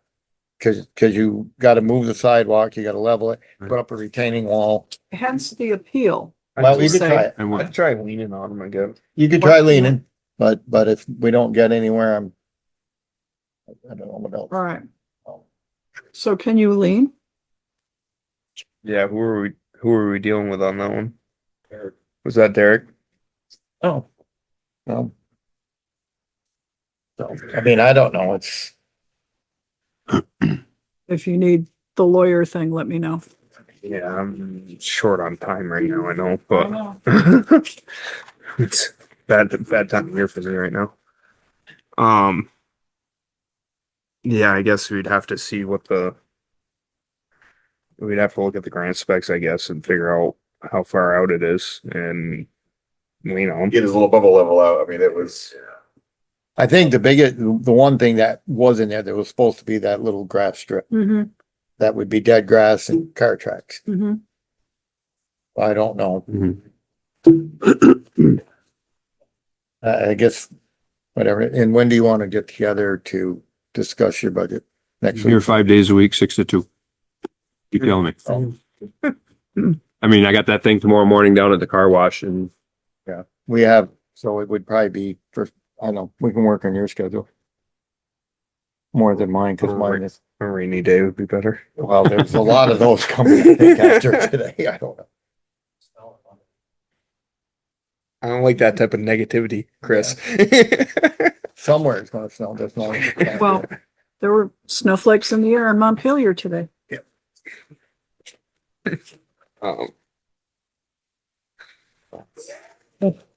Oh, buddy. We could probably do next Monday, I guess.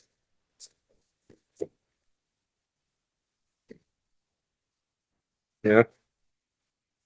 Fine. Yes. If I could get it in, I'll get the guys going and. I'm down. Okay. Okay, I gotta be here to bring timesheets anyway, so I'll be here. So. when do you- anything else? That's all I got. All right, thank you very much. You're welcome. Thank you. You guys have a good night. Yeah. All right, next up, Joe Denardo, Public Safety Building Clerk. We got anything? Nope, no updates. Everything's good. We're pretty Good. much all good. John Paul, is he on? Nope. Barbara Noyes Pulling. you want to let the in-person people go. In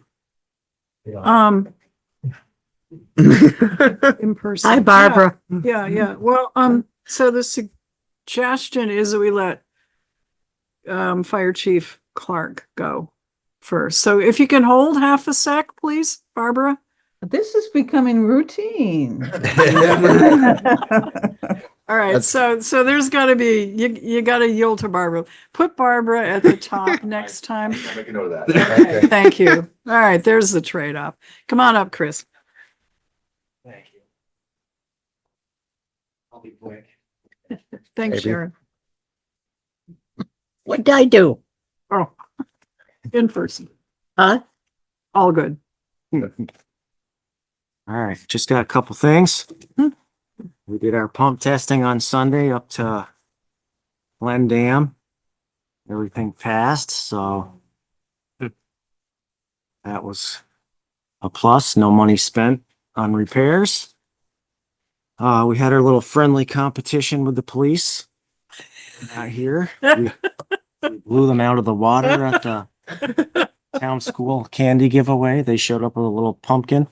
We had a big tote full of candy. I got a picture if you want to see it. Did they look chagrined? It was pathetic. When they got there. So we went to the Gables, the Tractor Supply, and the school. Great. Chris, One more event on just wait until the cops get that drug money. They'll bury you. one more event this next Saturday, I believe, up at the town school for fall festival. And hopefully that'll be it for the year. Well, thank you and the firefighters for doing Yeah, all of this. it's been a busy month and a half. Yeah. Like you said earlier, we're meeting with David, I think, David Gregg. Yep, on Monday at 5. So anybody that wants to come, I'm sure he wouldn't mind a bit. I might. One quick thing. We went to, while we were down at Tractor Supply on Saturday, we had a fire call at Dick's. I was talking to Joey about it the other day. We couldn't believe they were working on a fire alarm on a Saturday. So we were like, send a bill, but turns out some people, I don't want to say the homeless, but people living out back of Hannaford's broke into the sprinkler room and vandalized it. So That's why they were. that's why they were there working on it. And it's kind of a emergency because there's leaks and you name it. I guess they destroyed stuff. So Great. it's starting to happen in that direction now down there. So unfortunately, I don't want to see any stores leave because of stuff like that. But I don't know if their door wasn't locked or what, but That could be dangerous in that amount of water pressure. yeah. Anything they might be breaking, because I know they're looking for scrap metal. Oh yeah. Yeah. They take the wrong thing apart. They'll know it. Incoming pressure there is like 160 pounds. It's a lot. It's a lot. You have to hook a fire truck in line to reduce it so it doesn't kill the guys on the lines. Yeah.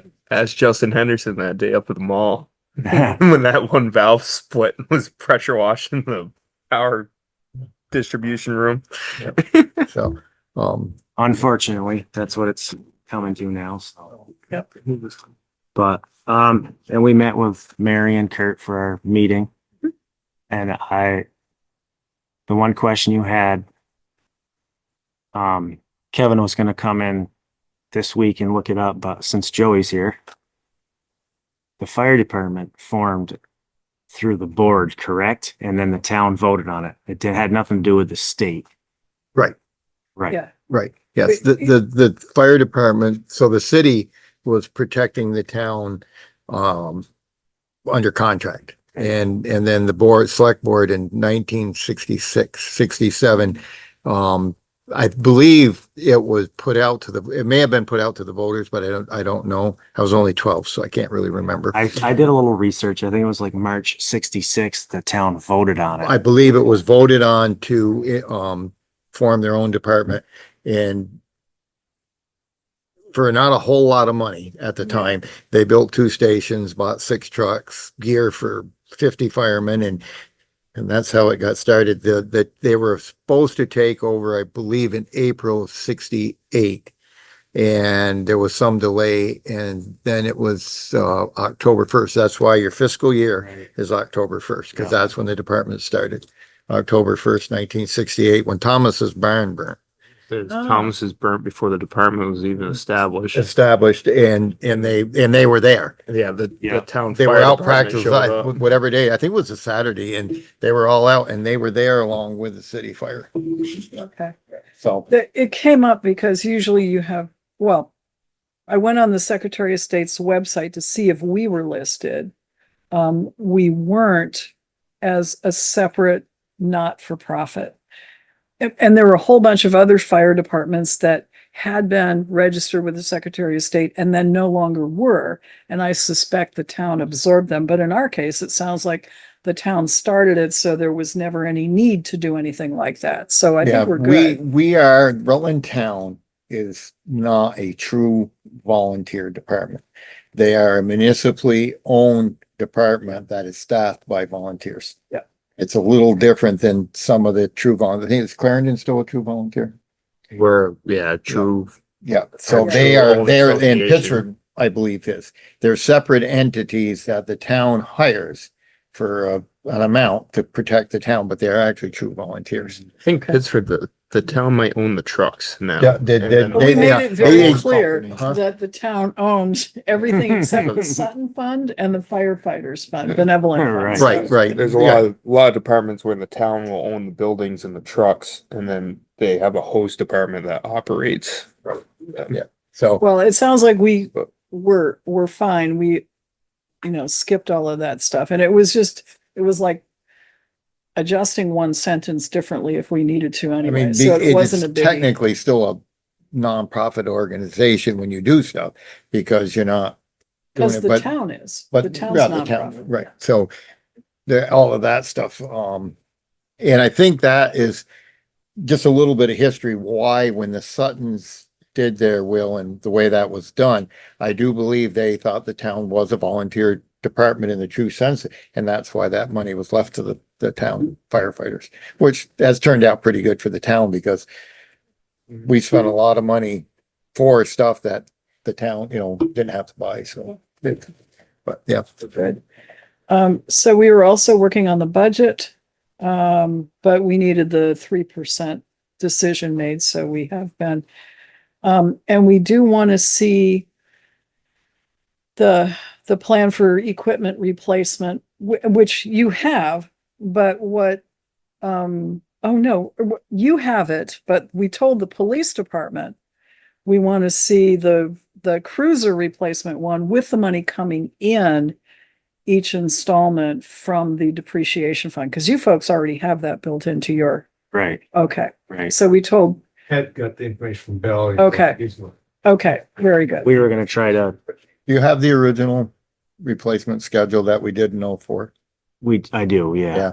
I mean, it's been modified to fit things that have happened, Right. you know, trucks that could no longer be, you know, like engine 3, I think you were supposed to keep it another 3 or 4 years, but there's little, you know, sometimes stuff, but the guideline was there to start with. Yeah. We were gonna try to up the depreciation fund or do a spreadsheet to see what it would be if we upped it another percent or numbers. Did we up it last spring? We didn't, no. We didn't. Okay. No, because I think we did. We were in the middle of the we fire did highway station. and just highway. Did we do rec? We did Highway and rec.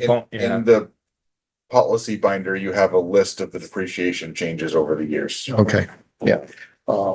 The problem is the accelerated cost of apparatus For and the equipment Check the is, index in front. has it everything doesn't happening. keep up with inflation. It's like, I think it's like Toward the bottom. probably double inflation. Oh, or more. yeah, big time. It's crazy. outrageous. Yeah, it'd be interesting to see what they do in the next couple of years, because the federal government's starting to get involved. They dragged Rev Group into it. I watched that whole thing. Yeah. It was, I almost felt bad for them. Yeah, they dragged Rev Almost. Group into a congressional hearing and started So pretty much these are saying they have a these monopoly are and they need to up figure it to out. date. Yes. Okay, so They bought up so many manufacturers Um, now. They highways, Rev Group Oh. owns E1 and Everybody else? everybody else. Yeah, once you get a monopoly, then we're in trouble. Yeah. so we upped highway, Yep.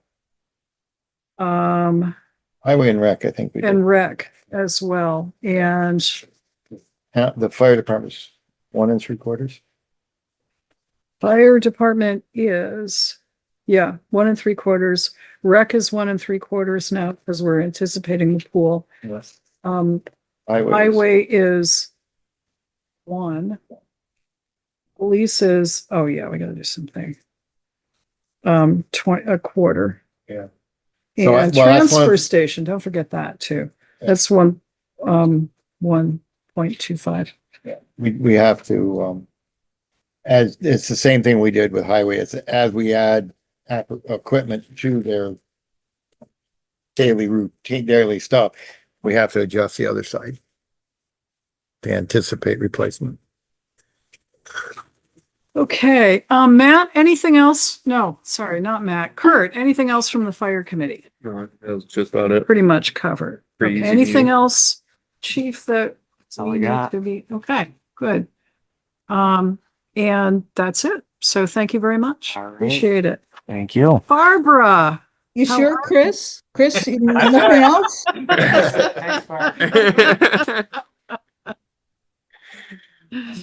Hello there. Hi. Do you want me to talk about the Pocket Park and the GMP response to the recreational plan? You want me to? Yeah, they did. Why don't you do that? They did send us their summary of the meeting that we had and what they're proposing. So Right. So they need to come up, for the feds, a recreation monitoring plan for the Pocket Park as it gets developed. And so by December, almost the end of December, December 26th, they need to file with the feds that plan and that will lay out how they're going to evaluate recreational use and demand at the project. The town is going to be consulted in regards to that plan. It looks like it's going to be like a comment period that they will allow. So that's that. Nothing new about the kiosk yet. but we do have the tribal contacts. Good. So yeah, we can go forward and start outreach with them. And I think that covers the Pocket Park right now. Yeah, I think it does. Except that Bill found a possible grant source. Yeah, it looks, Bill, were you going to talk about that in your section? Yeah, I will. Okay. All right. Okay. Yeah, it looks very promising. And it looks like it might be the last year that Okay. T-Mobile will be doing this for a while. Yep. So, yeah. Other than that, the Planning Commission is, it's gone through an entire new template for subdivision bylaw. We have a couple questions for the Regional Planning Commission, but we're making very good progress, and we should have something, probably we should send it to the town attorney just to double check a number of things in there. But it's really taking form. At Good. last. Yeah. Yay. Thank you. Questions for Barbara and the Planning Commission? No. Good. Okay. Thank you very much. And please do thank the Planning Commission. Will do. All right. Hey, Larry. Oh, Marcia Chioffi, town lister, and we do have something. Yes, we do. Alrighty. I don't know where we want to go from here, but I'd just like to give you a background of where we came to here. For several years, we have had a category in business personal property that we have, you know, we have given the tax rate of the municipal rate.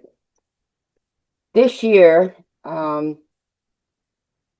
state of Vermont, which has taken over the valuation of substations and transmission, and they did not inform us that they were also taking over the communications, which is part of the business personal property. So in September, after we had applied business personal property on communications, Christy Wright came to us and said, we have found $4,494.64 whatever to the real estate. So looking at this, we had looked at the business personal property of the $6 million plus value and said, okay, we will remove the $4,490,600, which left a residual of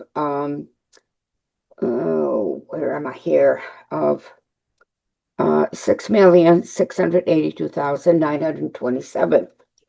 So at grievance, we were told that no, the entire amount of the 6 million plus value had been devalued by the PVNR tax department down to here, 5,544,253. And at that value, they also took the CLA of 72.9, which brought that value down to 4,049,600.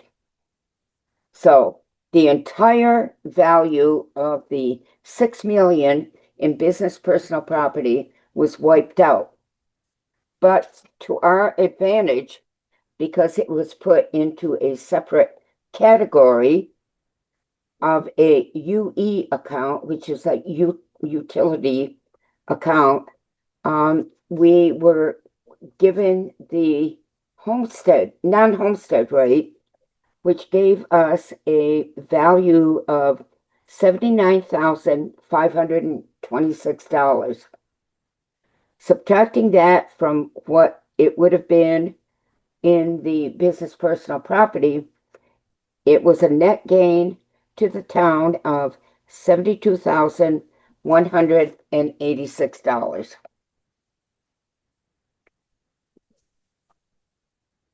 Well, what we're being asked to sign, Marcia, is an errors and omissions certificate that reduces Vermont Transco from 23 million and change down to 16,464,000.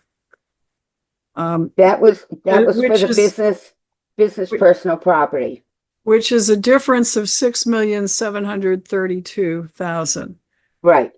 Okay, so I don't see that there's huge advantage to the town in losing six million. No, because the $6,554,000 was taxed at the municipal rate Okay, of 0.2736.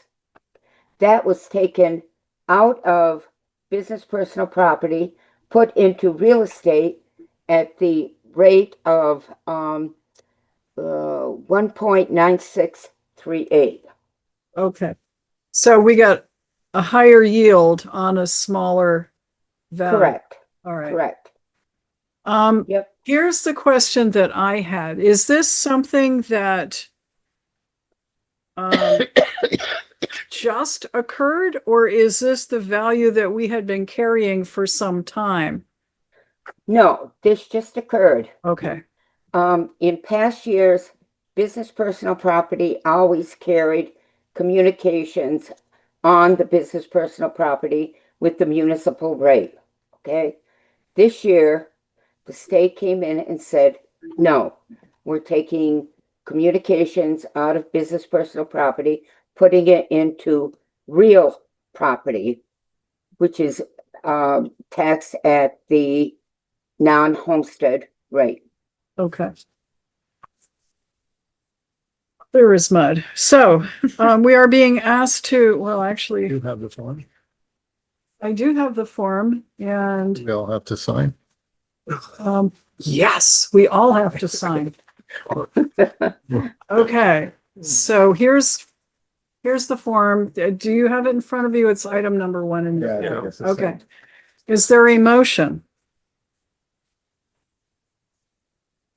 So Okay. to accept the errors and omissions as presented by the listers. Okay, motion's made, seconded? Second. Okay, 2 seconds. Whoever wants it. Yeah. Okay, any further discussion? If not, all in favor of the motion, please say aye. Aye. Aye, motion, Matt? Aye. Aye, motion carries 5-0. Guys on there. We're all in this together. Thank you. This Thank is a you, net Marcia. gain of $72,186 in tax revenue.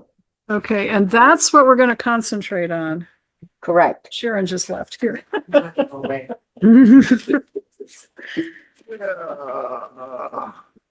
Okay, anything else, Marcia? No, no, we're continuing site site visits for, porches and whatever, but the true value of a new build, we probably won't be able to do until after April 1st of next year. Yeah. Yeah. Other than that, thank you. Okay, thank you, Marcia, and please thank the other listers. I will. Thank you. All right, Kari Clark, Town Clerk and Treasurer. Good evening. Good evening. Can you hear me? Yes, we can. Thank you. It looks like there is an agenda item that you wanted me to bring up. I think it was letter E. So we could start with that Oh, first. yes, well, that's a good one. So each year when we do townwide celebration, we make a donation to the 8th grade class of $500. And they use it for a class trip, and we get their help with some of the cooking and, refreshments. We did not do a vote on this year, so I'll entertain a motion to appropriate $500 to Rutland Town 8th grade for their help during townwide celebration. Entertained. So Seconded. moved. Very entertaining, very entertaining. Seconded. Okay, motion's made and seconded. Is there any further discussion? Oh, Sharon. Okay, Later. we're voting on $500 to pay the kids from the 8th grade who helped during townwide celebration. Sure. Yeah, okay. All in favor, please say aye. Aye. Aye. I'll abstain since I have an 8th grader. Okay, all right. Which ones to come from? Oh, I think do we have a townwide celebration account? Did we spend it all? We don't know. You give the set of sheets, I don't know. I don't know. Yeah. We'll take it from there if we have it. Okay, take it from there. Otherwise, I think we have a select board miscellaneous. Miscellaneous. Okay, so the vote is 4-0 with one abstention. Sorry. Yeah. I forgot he's got an 9th grader. Yeah. Okay, that takes care of that one. Thank you, Kari. Okay, so I will, it's not in the order, so I'll write out a manual check tomorrow Okay. for that. And then the only other thing right now that I have is, deadlines. I know it's a little early, but at least for people that are thinking about putting an article on the ballot for March, or if you're thinking about running in March for anything, I have the deadlines for those. If you are if you would like an article put on the ballot, and that would be, for example, like an appropriation or something like that, not town articles like we come up with, but outside entities. The deadline is January 15th, and that is to file a petition with us. If you've never been on the ballot before, you will need a 5% of our voters' signatures, and that comes to about 160 signatures and that's active voters in Rutland Town. So that's due by the end of the day on the 15th to me. And then if you are running, your petitions and signature pages are due Monday, January 26th by the end of business on that Monday. Okay. So those are two important dates to keep in mind. Kari, are you going to put these in the circle? I can, sure. That would be great. Thank you. And as you probably are aware, but not everybody was aware, there was no election today for Rutland Town. I did have one question about that. Yeah. I had several people call and a good handful of people show up, which is why there are signs on the doors. They said, "Where's the election?" And I really wanted to be funny with some of them, but I didn't. I said, "There's no election." And so they were quite confused. But anyway, what was your question, Mary? There was also something on my desk about reimbursement rates of FEMA rate. This is for constable time. Was that something that the police committee needs to review, or is that something that we need to deal with tonight? Well, see, that's a good question. That I had nothing to do with that. So, that is a question for the board to entertain at whatever time they would like to.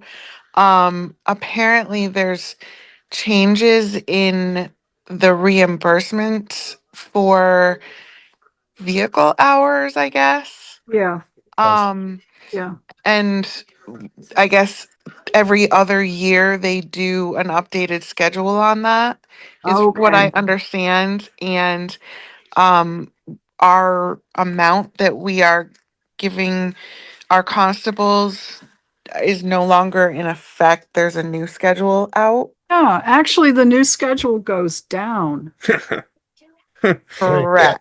Yeah. Correct. So, Okay. I don't know if anyone was aware of that. I wasn't. This was not part of anything that I came up with. Is it So vehicle or something? I don't know what you want to do. For the vehicles, man? Who are we? I know it's for the constables. Is this something that is, did somebody present this to you for payment and you flagged it for us? Is that where this came from? So essentially, yes, but it was someone else, not me, that was looking deeper into that rate. And so it's in payroll and AP as it states on the timesheets, but it's up for discussion for however you would like to handle it, either now or moving forward. Have we been paying too much in mileage for 2025? It's not mileage, it's the vehicle running, Yeah. which Oh, is this considered the hours, I guess. Um, it looks like we have been, but overpay. it kind of does. But again, I really didn't. I thought it was 1989 the entire time, but I guess you look it up and it did decrease in 2025. That's what it looks like. Yeah. Nothing goes down. I don't know if it's enough to worry about, is it? It's Well, not a it's lot. 89 70 cents, cents. 70 cents. Yeah, well, so what's your pleasure? This is constable, so it's not police, so the Right. whole board has to decide. What's your pleasure? Do we just say from here on in? I mean, we were budgeted at the 1989. Yeah. So I would stick with the rate that we've been budgeted for. All right, I'm okay with that. okay. So we'll need to, when we hit the general budget, Make sure we'll, it, yeah, we'll, otherwise you want to stick that in your desk, or somebody's desk. do you need it back, Kari, or is this just explanation? I think what you're seeing is explanation.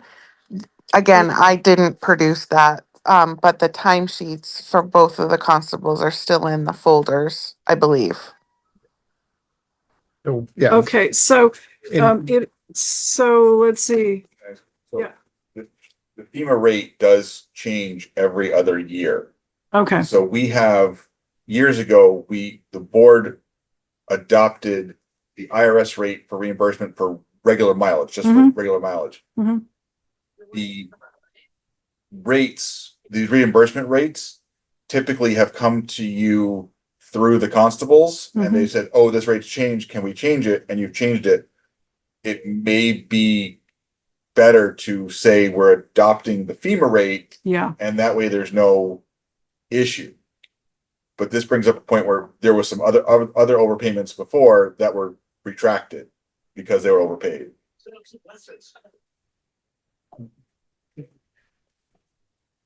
all right. So the FEMA One rate, is the mileage rate is like it's 70 cents a mile. That's and I don't know. yeah, that's not here because that wasn't. Well, there is somewhere. I Oh, was thought, there? one of them said it was 70. We pay hourly. And then there's an hourly rate, Yeah, I think we reimburse the constables hourly. for their vehicles running. There's constable hours, there's constable mileage, and there's vehicle hours. Yeah. Okay, They all so change. it's all three. What's your pleasure? Well, I think we need, I mean, I don't mind paying the rate we're paying because we budgeted for it. It is more than what the FEMA rate is. Maybe we'll have to figure out, I don't know which year, where we are in that every other year policy. If it was, Just started. Just started Started 25. July 1st of 2025, of this year, 25. So yeah, 25. just started. So, All right, so we could just say, okay, it's the FEMA rate from now on for yeah, the which would be a 70 cent cent decrease. decrease, So which, we'll find some other way to spend it, no doubt. but we budgeted, it's in this budget already at the other rate. Yeah, we have but set. since we caught it this early, why don't we just go with the FEMA rate?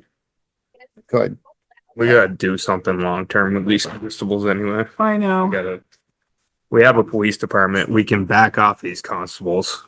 And if they want to be part-time police officers, they can be part-time police officers and they can go drive a town police cruiser around. I think they both are special officers, aren't they? They are. Well, yeah, they're Yeah, duly sworn anyway, so. they do. And Yeah. we should probably just look into having a cruiser, a spare cruiser that Ed's guys can use when they're without a cruiser. If one's in for maintenance or something, we'll have a spare cruiser. Instead of all the reimbursement Yeah, stuff for private and when they want vehicles. to go be a constable, they can go get in the town cruiser and go be a constable. Except we've outfitted, haven't we? Haven't we put money into outfitting both of them? Yeah. That might be We can- something. we can pull work our toward equipment back and put it into a cruiser. Yeah. That'd be a long range. I think that's longer range. Instead of getting rid of a cruiser, we keep one and keep it for whatever. Yeah, yeah. At the end of its life cycle. Well, we're keep it for a probably not spare. going to do that tonight. What's your No, pleasure for but this long-term. right now? For now, I just leave it. That's my opinion. Right? Yeah, Anybody want to make a motion differently? Okay, Kari, we're just going to let it ride because we actually budgeted for the 1989, but that's a good thing. I'm going to stick it in my pile. We need to keep this in mind for the general budget. Okay. We're working on it, but thank you for the explanation. Okay. Anything else for Kari? No? Okay. All right, thank you. Thank you. We do have another meeting set with Kari to further explore the payroll, outsourcing the payroll stuff. So more to come on that, but we haven't had that meeting yet. Yeah, yeah. We're paying $13,000 a year for constable cars. So, I mean, over 5 years, that buys a cruiser. That would, or lease. Whatever, yeah, or If that's keep the way we an go. old spare or something. Yeah. Well, as long as they're, roadworthy and Yeah. serve, that's, It'll keep a spare cruiser for, if Ed's Tahoe's in for service, then there's a spare cruiser. All right. Hate to break it to you, but they cost more than that. Yeah, they Or do. like 7 years. Yeah. Yeah. But, well, that's what the replacement schedule is, 7 years, so. Okay. And then that So- also gets us into a whole nother safer insurance thing, because if that gets hit on the side of the road, it's a town vehicle that gets hit, not a personal vehicle that the town has to then pay for. True. So, All right. long term, Yes. 5-year plan. But let's talk about it when we do the budget, the general budget. So all good stuff. Okay, Mike, no? And, oh, look, Bill Sweet, Town Administrator.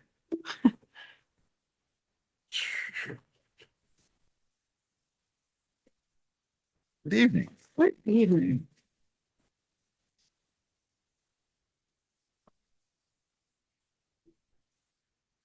Got a few things to go over tonight, so I'm gonna go all my references and all my things. All right. So looks like we're doing pretty well.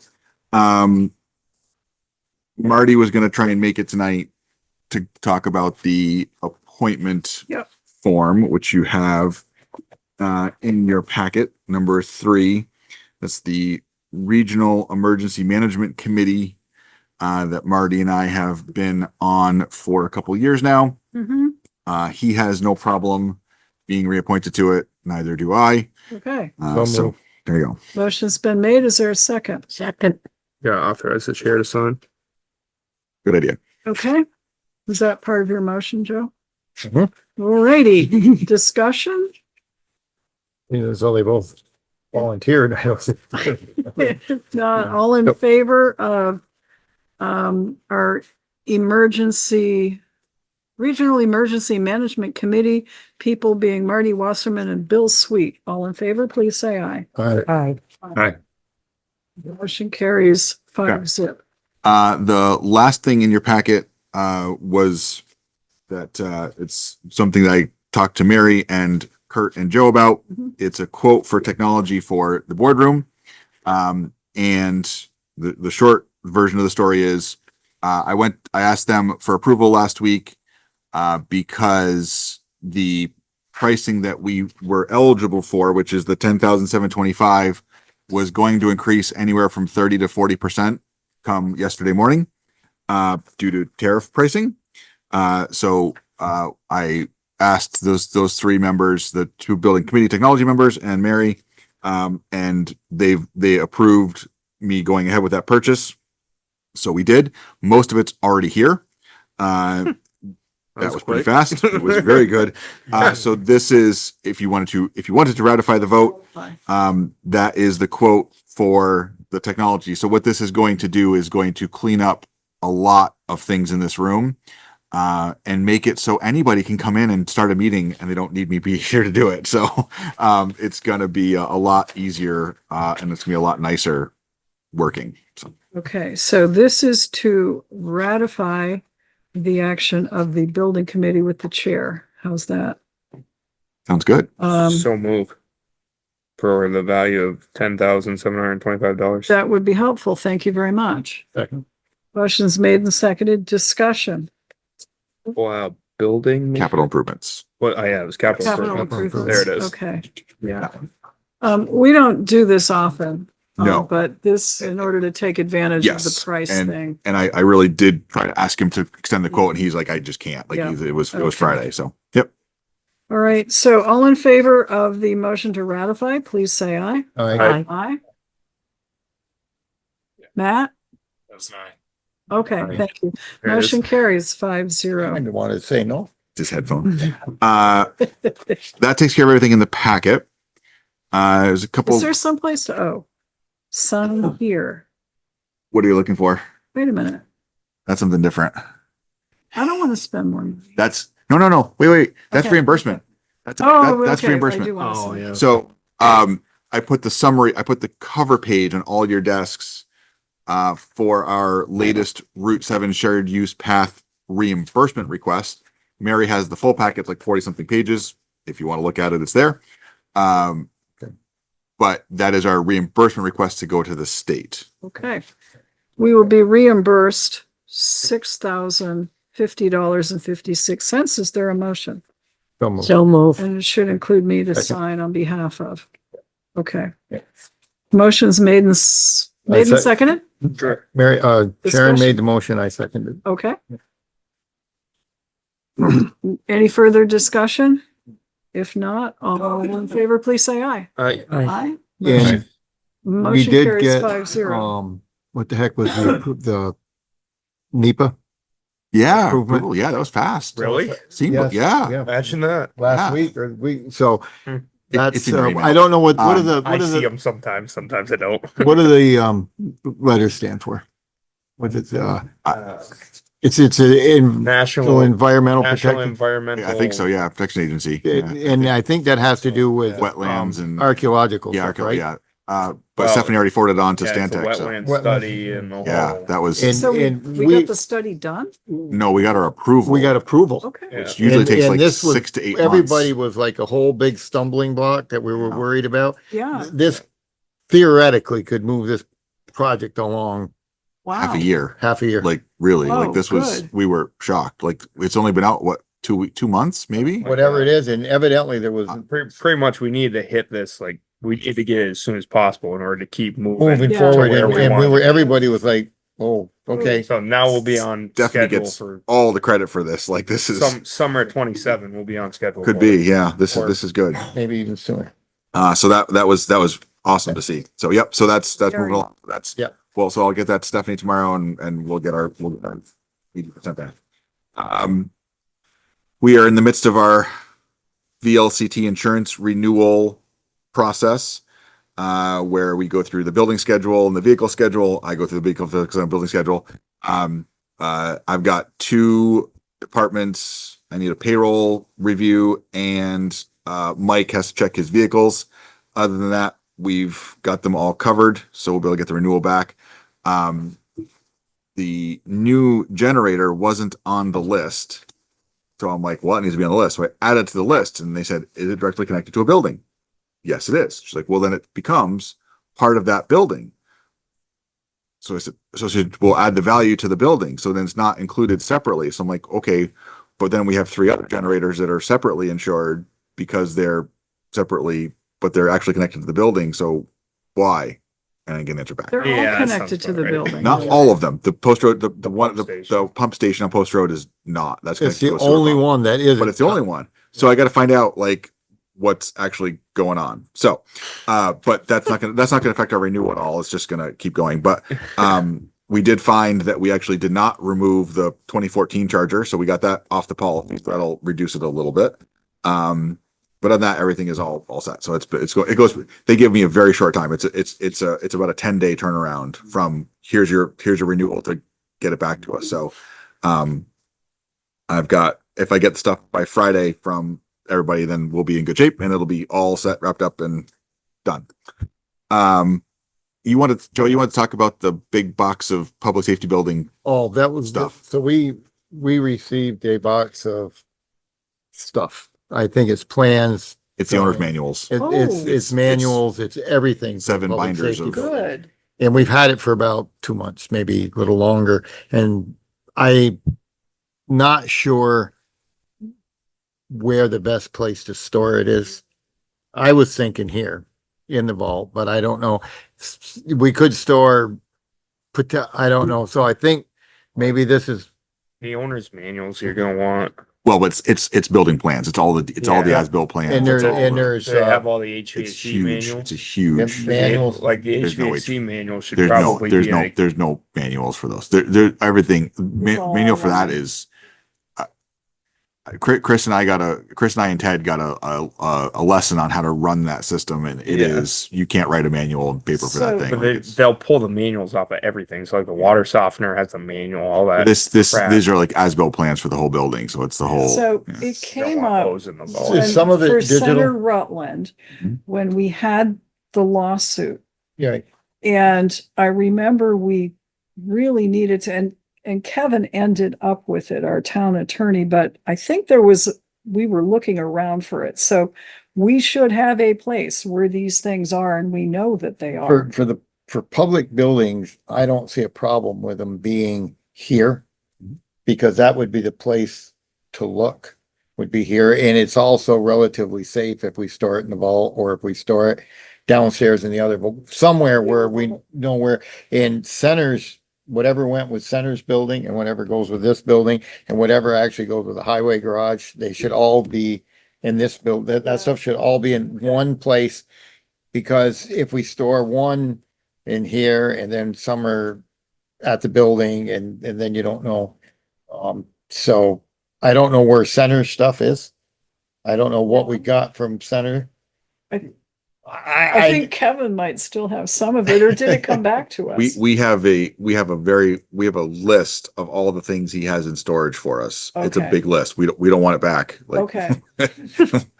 There's some stuff he'd like to purge, and we may need to go over that and say we're good to get rid of this stuff, but it's a pretty significant list. I mean, I think stuff pertaining to Center Rutland Fire Station, the town highway garage, and the municipal building, the new public safety building should be here. Those things I think should be here. Okay. I don't know what else Kevin's got, but if I don't know and you don't know and we don't know, we're not too concerned. But those buildings are things that you could have issue. Important. Yeah. Or something comes along. And that was one of the things I was gonna ask Dave, and Dave is on, is we will probably get as-built for this new sewer upgrade, and that needs to go someplace where down the road, we know right where. Big map cube system downstairs that has tons of stuff in it, and some of it I've gone through and gotten rid of stuff that doesn't valid, but we do have a lot of stuff. Wasn't it Otter Creek was digitalizing some of that stuff? Oh yeah, they have been. Yeah, Yeah. I had stopped doing it because we were doing other stuff, but now that was coming out of the sewer account. So that's, Right. we'll wait a little bit. Okay. All right. So, but that was just something to make sure we have is when we do, because that's, Yeah, the vault is fireproof. The downstairs Is not. The downstairs vault is fireproof, I think, Yes. but the downstairs is not. no, I think it should be in one of the two vaults. The vaults. Yeah, Okay. somewhere and with big, bold, black Yes. letters that says plans for Center Fire Station, Public Safety Building, Highway Garage, and then the sewer probably has its own big box of stuff. So it would just be good if it's, Kari, I start writing still things on? notes to myself now. all right. Well, we can catch up. Oh, I'm here. yeah, thanks. So question, is there room in the downstairs vault for as-built plans for the public safety building, for the Center Rutland Fire Station, for the sewer line that we're working on? Is there storage space available? There is, and there will be even more. Deborah and I have plans of going down there, one of these weekends Okay. and, making things a little more current down there. And so, yes. Okay.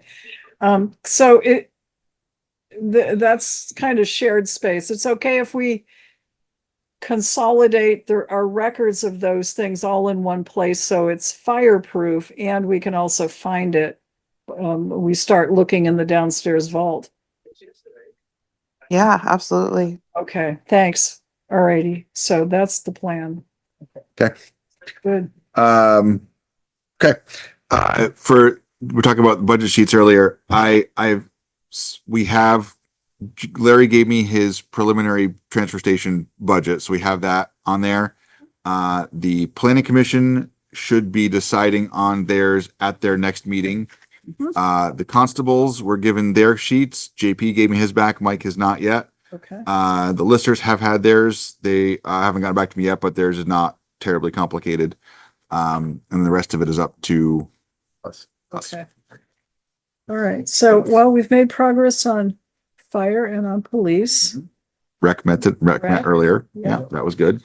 We have, highway will be Monday. Monday. Okay. Yeah. So we'll have, So, so I replaced on your desks, you have updated fire and police as of their meetings, Oh, and good. the rec just did. So but with the 3% decision tonight, we'll change the other ones. So that will update fire, but then we need the benefit, the Social Security and all those calculations have to come back into that. So I'll send that over for them to work on. The grant, the T-Mobile grant. oh yeah. So VLCT has a very substantial list of funding opportunities, all sorts of topics. So I regularly peruse, and some of the topics are a little hard to understand, but you can go into them. But this one is going through 2026. It is up to $50,000 with no match, and it's to fund projects to build, rebuild, or refresh community spaces that help foster local connections. Projects should be shovel ready, physical builds or improvements that can be completed within 12 months of receiving the grant. And I read that and I'm like, well, that just describes our pocket park all up and down. So it seems like that's ready-made for us. So the next window opens up in January. Okay. Let's see, we can pull the same group together. It was Barbara and me and Mike. We should pull people together because there's a proposal should be there's a list on what needs to be submitted. So Could you copy that up and Yep. get it to easily, the no problem. Fab 3? Yep. So that should be good. I mean, that seems to be a good opportunity. So You guys don't mind if we go looking for money for the pocket park? Ladies. Yep. Especially no match. Nope, no match. And the fire department, we just applied for a grant for wildland fire gear that's a 50% match, but that's essentially if you ask for it, you're gonna get it. So that was good. So they asked for a bunch of stuff. So Wildlands, what, So it's through forests and parks. Yep. okay, And this started, I think I've been doing it for almost the whole 46 or 7 years. The state comes up with, there's used to be a 50-50 match for wildland fighting gear and equipment. The way it worked in the past was towns would put in a request and then the state would buy the gear and get the equipment or whatever to the fire departments, and the town would pay half and the state pays half. So that became a little cumbersome and slow. So now what they're doing is they're allowing fire departments to purchase what they want for equipment through their normal vendors. So whoever our fire department deals with can go through that. So, and it'll be the same thing. The town will pay for the equipment they buy. The state will reimburse us 50% for eligible equipment.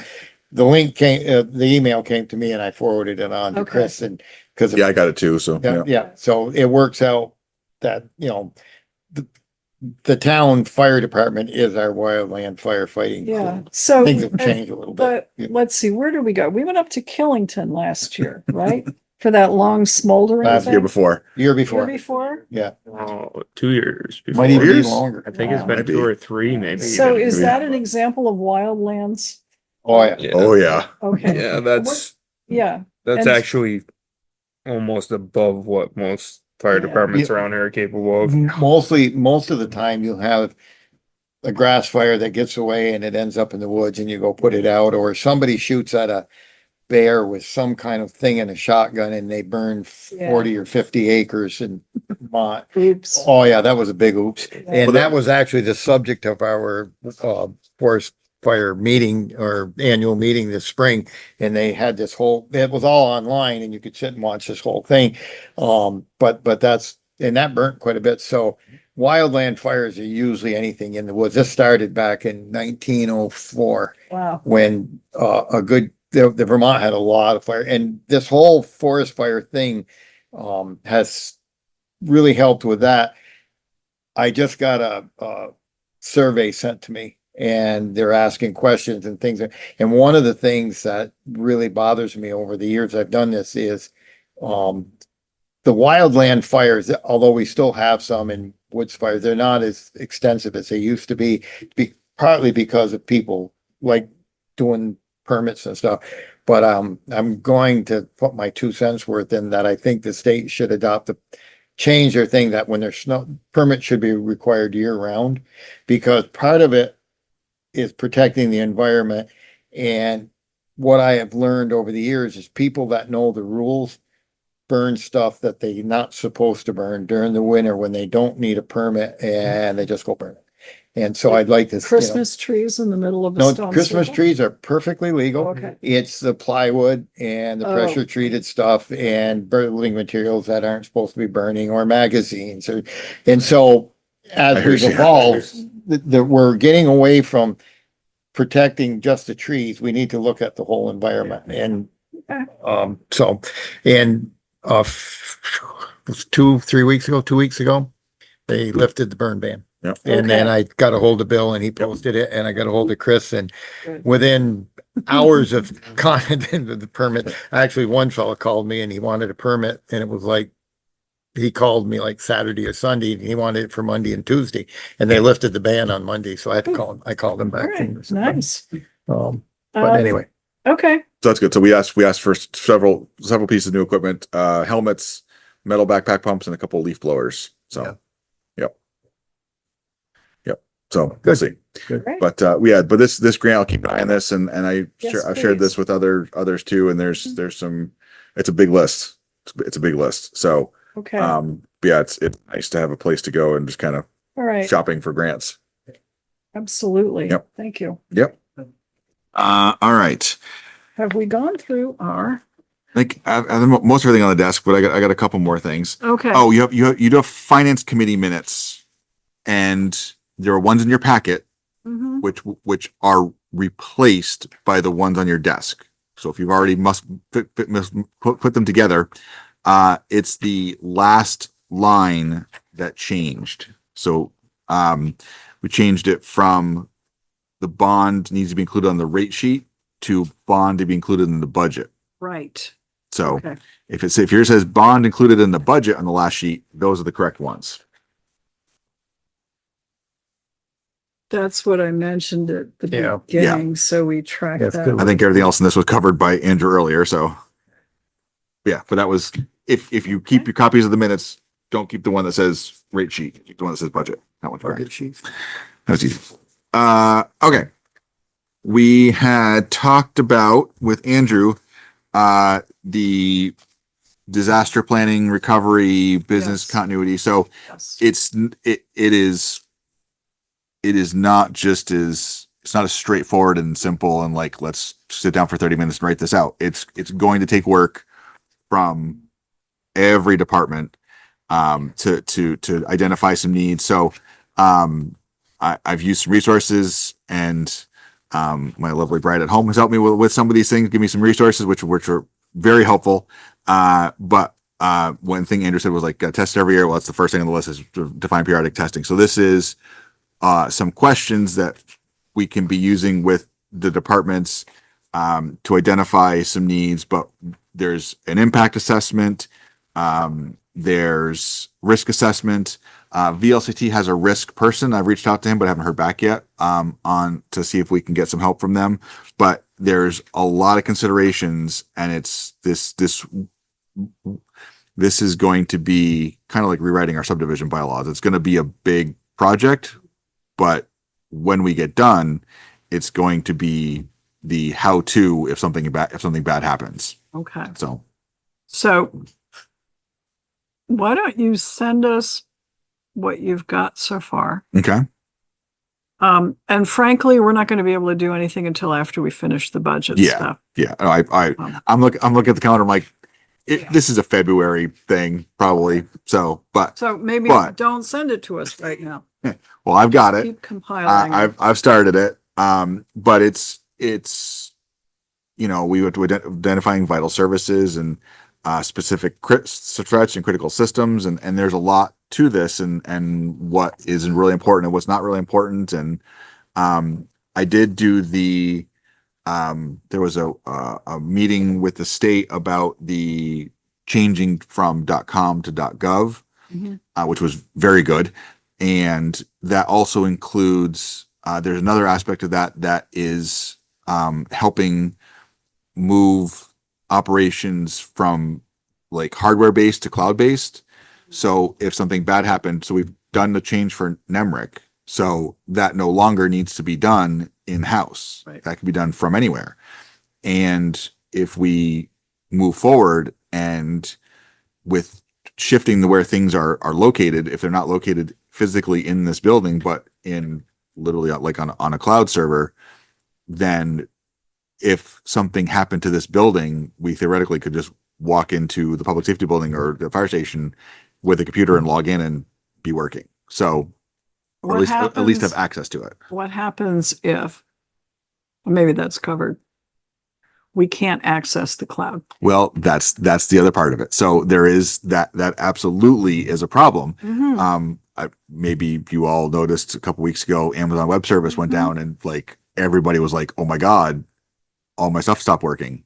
That really kind of highlighted how much dependency there is. So there is a serious consideration about how to do that and how to balance it so it's safe and accessible versus accessible all the time. So that's a discussion for whatever group we put together that takes on this task. So yeah, there's a lot of aspects to it. But we have good internet access at every building. So that in and of itself is an advantage. So we could relocate, not quickly, but we could relocate if it was necessary for some reason. So there's a lot to it. So, but Okay. Andrew has made that point for many years. And I saw him a couple weeks ago at a sporting event, and I told him we were working on this, and he was very, very happy to hear that we're moving forward on it. So I've got it started, but it's not going to be a couple meeting solution. It's going to be a long-term, that probably is going to be that list. As you're spinning out our Monday morning list of Yep. committee meetings, that should be added. Yep. For the long term, or Problem. short term.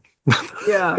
Well, That's- so we remember that we have to do Yep, it, and that's it's- where we. So what other, not that I want to go on too long, but what other options do we have for safe storage of data other than on, either the cloud or Yep. the way we're doing it? Well, those are kind of the two places Those you are do the it. two places. You either do it locally or you do it remotely. So we back and we create backups. We have redundant backups right now. We have everything we do that day gets backed up to a set of a storage system, and then we have a separate backup tape. And that backup tape comes out. So like tomorrow morning, I'll take the backup tape out that says Tuesday. I'll put in Wednesday. I'll take Tuesdays, and Tuesday will go in the vault upstairs, and it stays there till the next morning. So, theoretically, if something catastrophic happened to the building, and we recovered the data, we would lose that day's work. So, the other backup is constant, and ideally, we would not do a redundant backup in the same building. It should be somewhere else. And I have talked to Consolidated about creating a network connection with the public safety building to allow us to do that, and it was something like $6,000 a year, and I'm like, that's just not going to happen. So Okay. we love our data, but not that much. Yeah. So here it is. But we have that tape backup is a reliable way to do it. Having it cloud based, there's built-in redundancy there. Like we're not going to endanger of like getting it wiped out. Like it's secure there, but it's a matter of how much do we want to do, and how far do we want to go, and how extensive do we want to be, and we're going to learn a lot about what we do as we go through this process. Yeah. Okay. Yeah. All right. I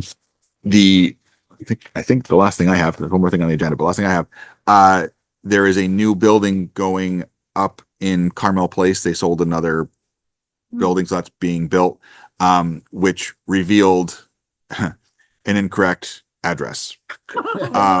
So I had them do an audit for me, and I said, let's just check if these, one building is correct. Out of how many? All of them. 1, 2, 3, 4, 5, 6, 7, 8, 9, 10, 11, 12, 13, 14, 15, 16, 17, 18 buildings. One's correct.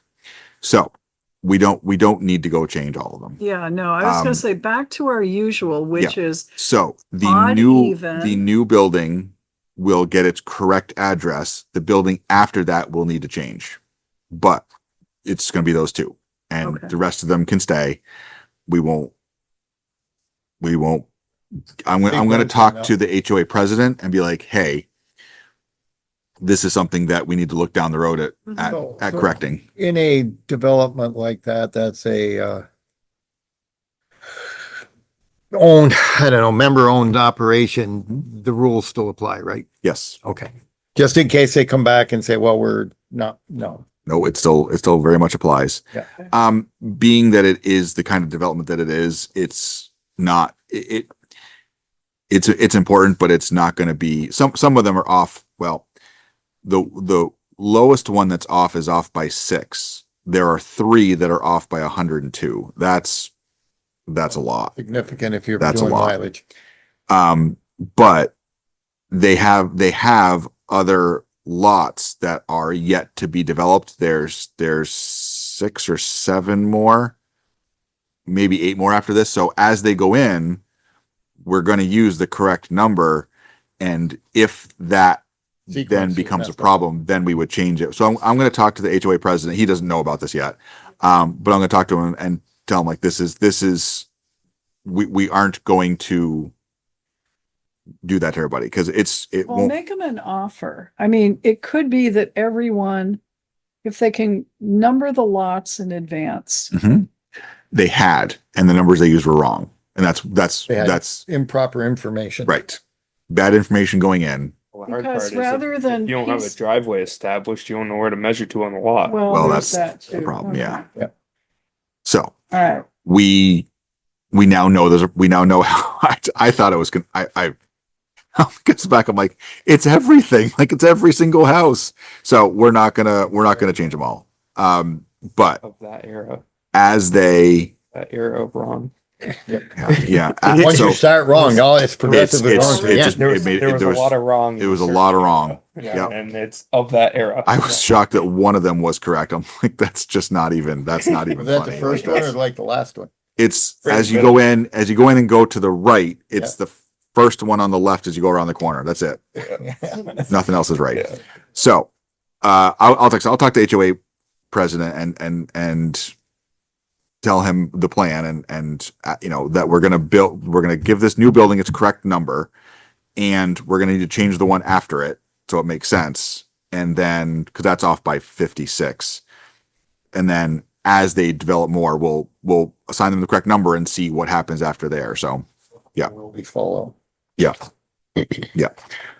So that was unexpected, but just a huge, that's a lot of work to keep track of over the years, but we'll do it. And then you had the activity permit amendment on there. So Just the notification that I mentioned to the department heads as you're meeting with the attorney, keep in mind if there's an extra cost that it looks like the town would have to incur for new equipment or new whatever, just make sure that that's maybe a permit amendment that the developer picks up rather than us. I'm not sure if I don't think it's going to apply to highway at all. I could be wrong about that. It could apply to fire. It definitely will apply to police. So 181,000 square feet. What is The new building? wow. really? It's a house. 181,000 square feet. It's enormous. How many square feet? No. 42. It's like 4 acres. It's huge. Holy It's huge. Yep. Oh, rec, that's what we can do. What? Allow indoor walkers before the stores open in the mall. That would be cool. Well, the mall could do that because the stores were closed. I don't know if they'll do that. We can get, well, they Oh, that's true. Okay. Yeah. Yeah. It's With one store, it'd be more Yeah. difficult. I'm sure that a lot of people will walk around and be. Home Yeah, Depot does. probably not. I was a thinking. retail mall. store encouraging people to walk around. Yeah. Shocking. All right. Is that it? Those are all the things that I had on my, I think so. Big box fealties.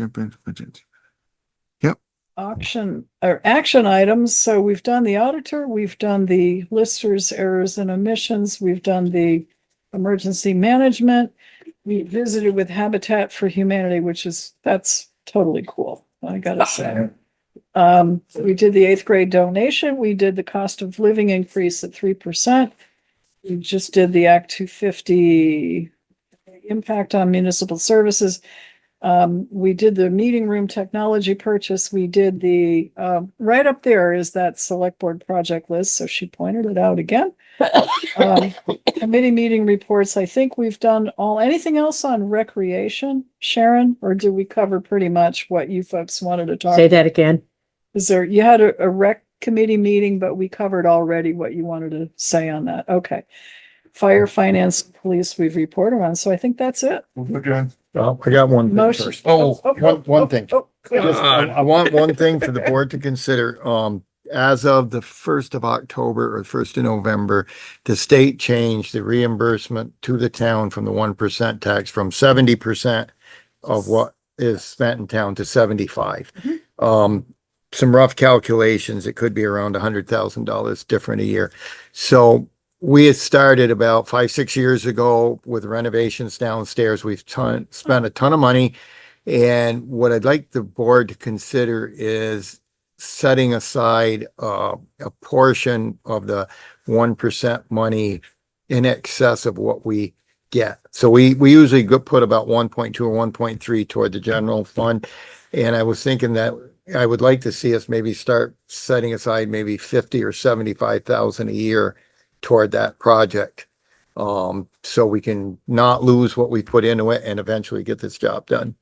I don't know how we would do that, but it's just So something, we need a mechanism. That or might be an answer if we question. took a certain amount out of the capital improvement fund at the end of the fiscal year, say there was we ended up with 400,000 or 500,000, we could earmark, say, 50 or 100,000. I wanted to ask for the whole 100,000 extra, but I don't know if we'll get that much. So until we find out how that's going to work, but just some way to fund this so that we're kind of doing it for the pool Yeah, through the yeah. depreciation. So we could do this through the 1% money and it wouldn't be as big a burden.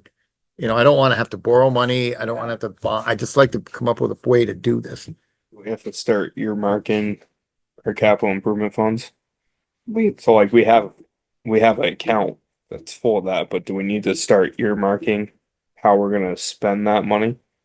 we could do it that way. You know, like sub accounts. Yeah. So with the pool coming, we can earmark so much a year to the pool. Well, the pool has a depreciation account Yeah. set aside for But I that. think- That's not gonna cover, that's No, not it's gonna not, cover the pool. Right. So Or- we're gonna have to use some capital as well, so we can start, maybe we make some sub accounts on what we wanna do over the next 5 to 10 years Ooh, and put, 5-year plan. there you go, 5-year plan. I There you mean, go. I And think, then make some sub accounts and figure out how we're gonna split that money That up. might be on the building committee agenda to talk about the 5-year plan, but Yeah, No, actually, that's true because we plan for the fire stations, we plan for the public safety, but we don't plan for this building. So, not as much, but we've done some pretty, no, I mean the set aside money. We right. yeah. And I just think that that's just something I thought now we're doing budgets. We could Yeah. look at this. That would be, so we can figure out if we're putting $300,000 a year into capital improvement, then we can put 60% towards the pool.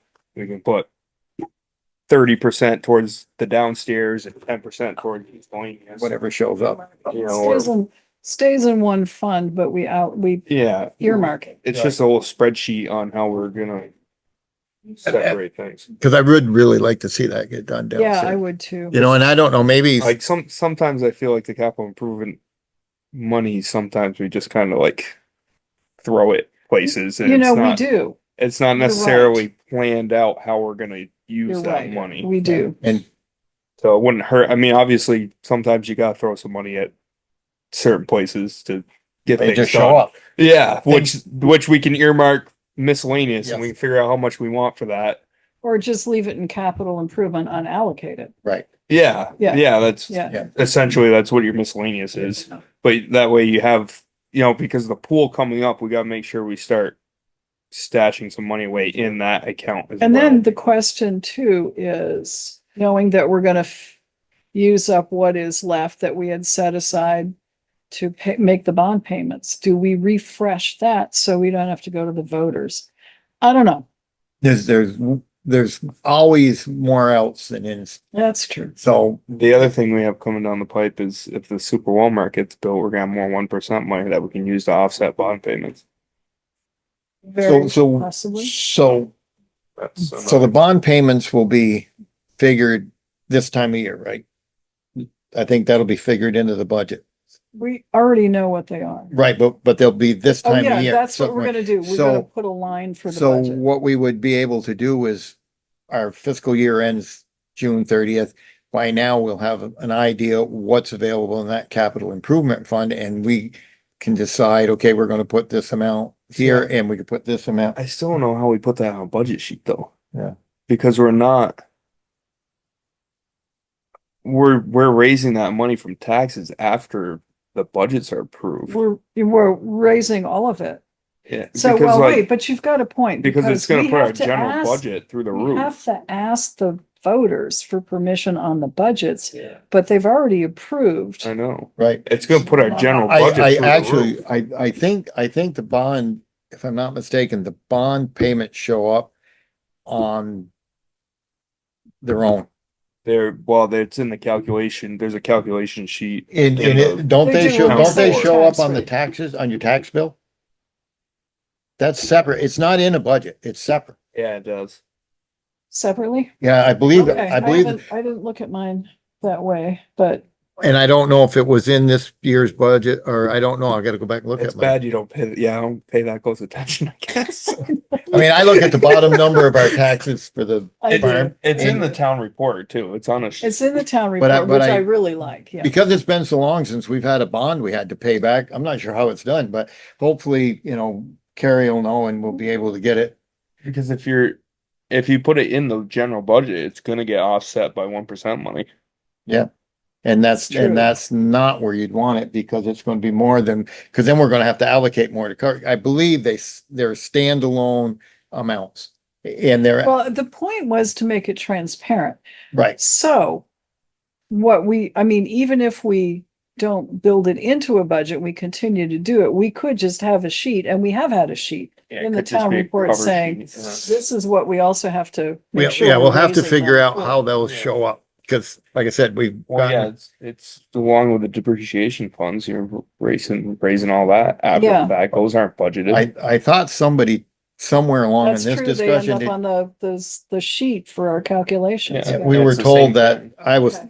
under that impression that the bond payments show up on your taxes as an Now amount. I gotta go look at them. So, Yeah. but I don't know if it's on this year's taxes yet, but it would think it would be, but I don't know. You'd see. In the past, it's shown up, it's been a blank. I think that's what's happened because we haven't had to We haven't paid, raise any money Right. because we've had because it. you wouldn't want I don't think you want those as part of the general budget. So we gotta figure out, They're gonna want to vote down our general budget, I can tell you that, because things could go through the roof on a ballot. but It's gonna back take a lot to- explaining.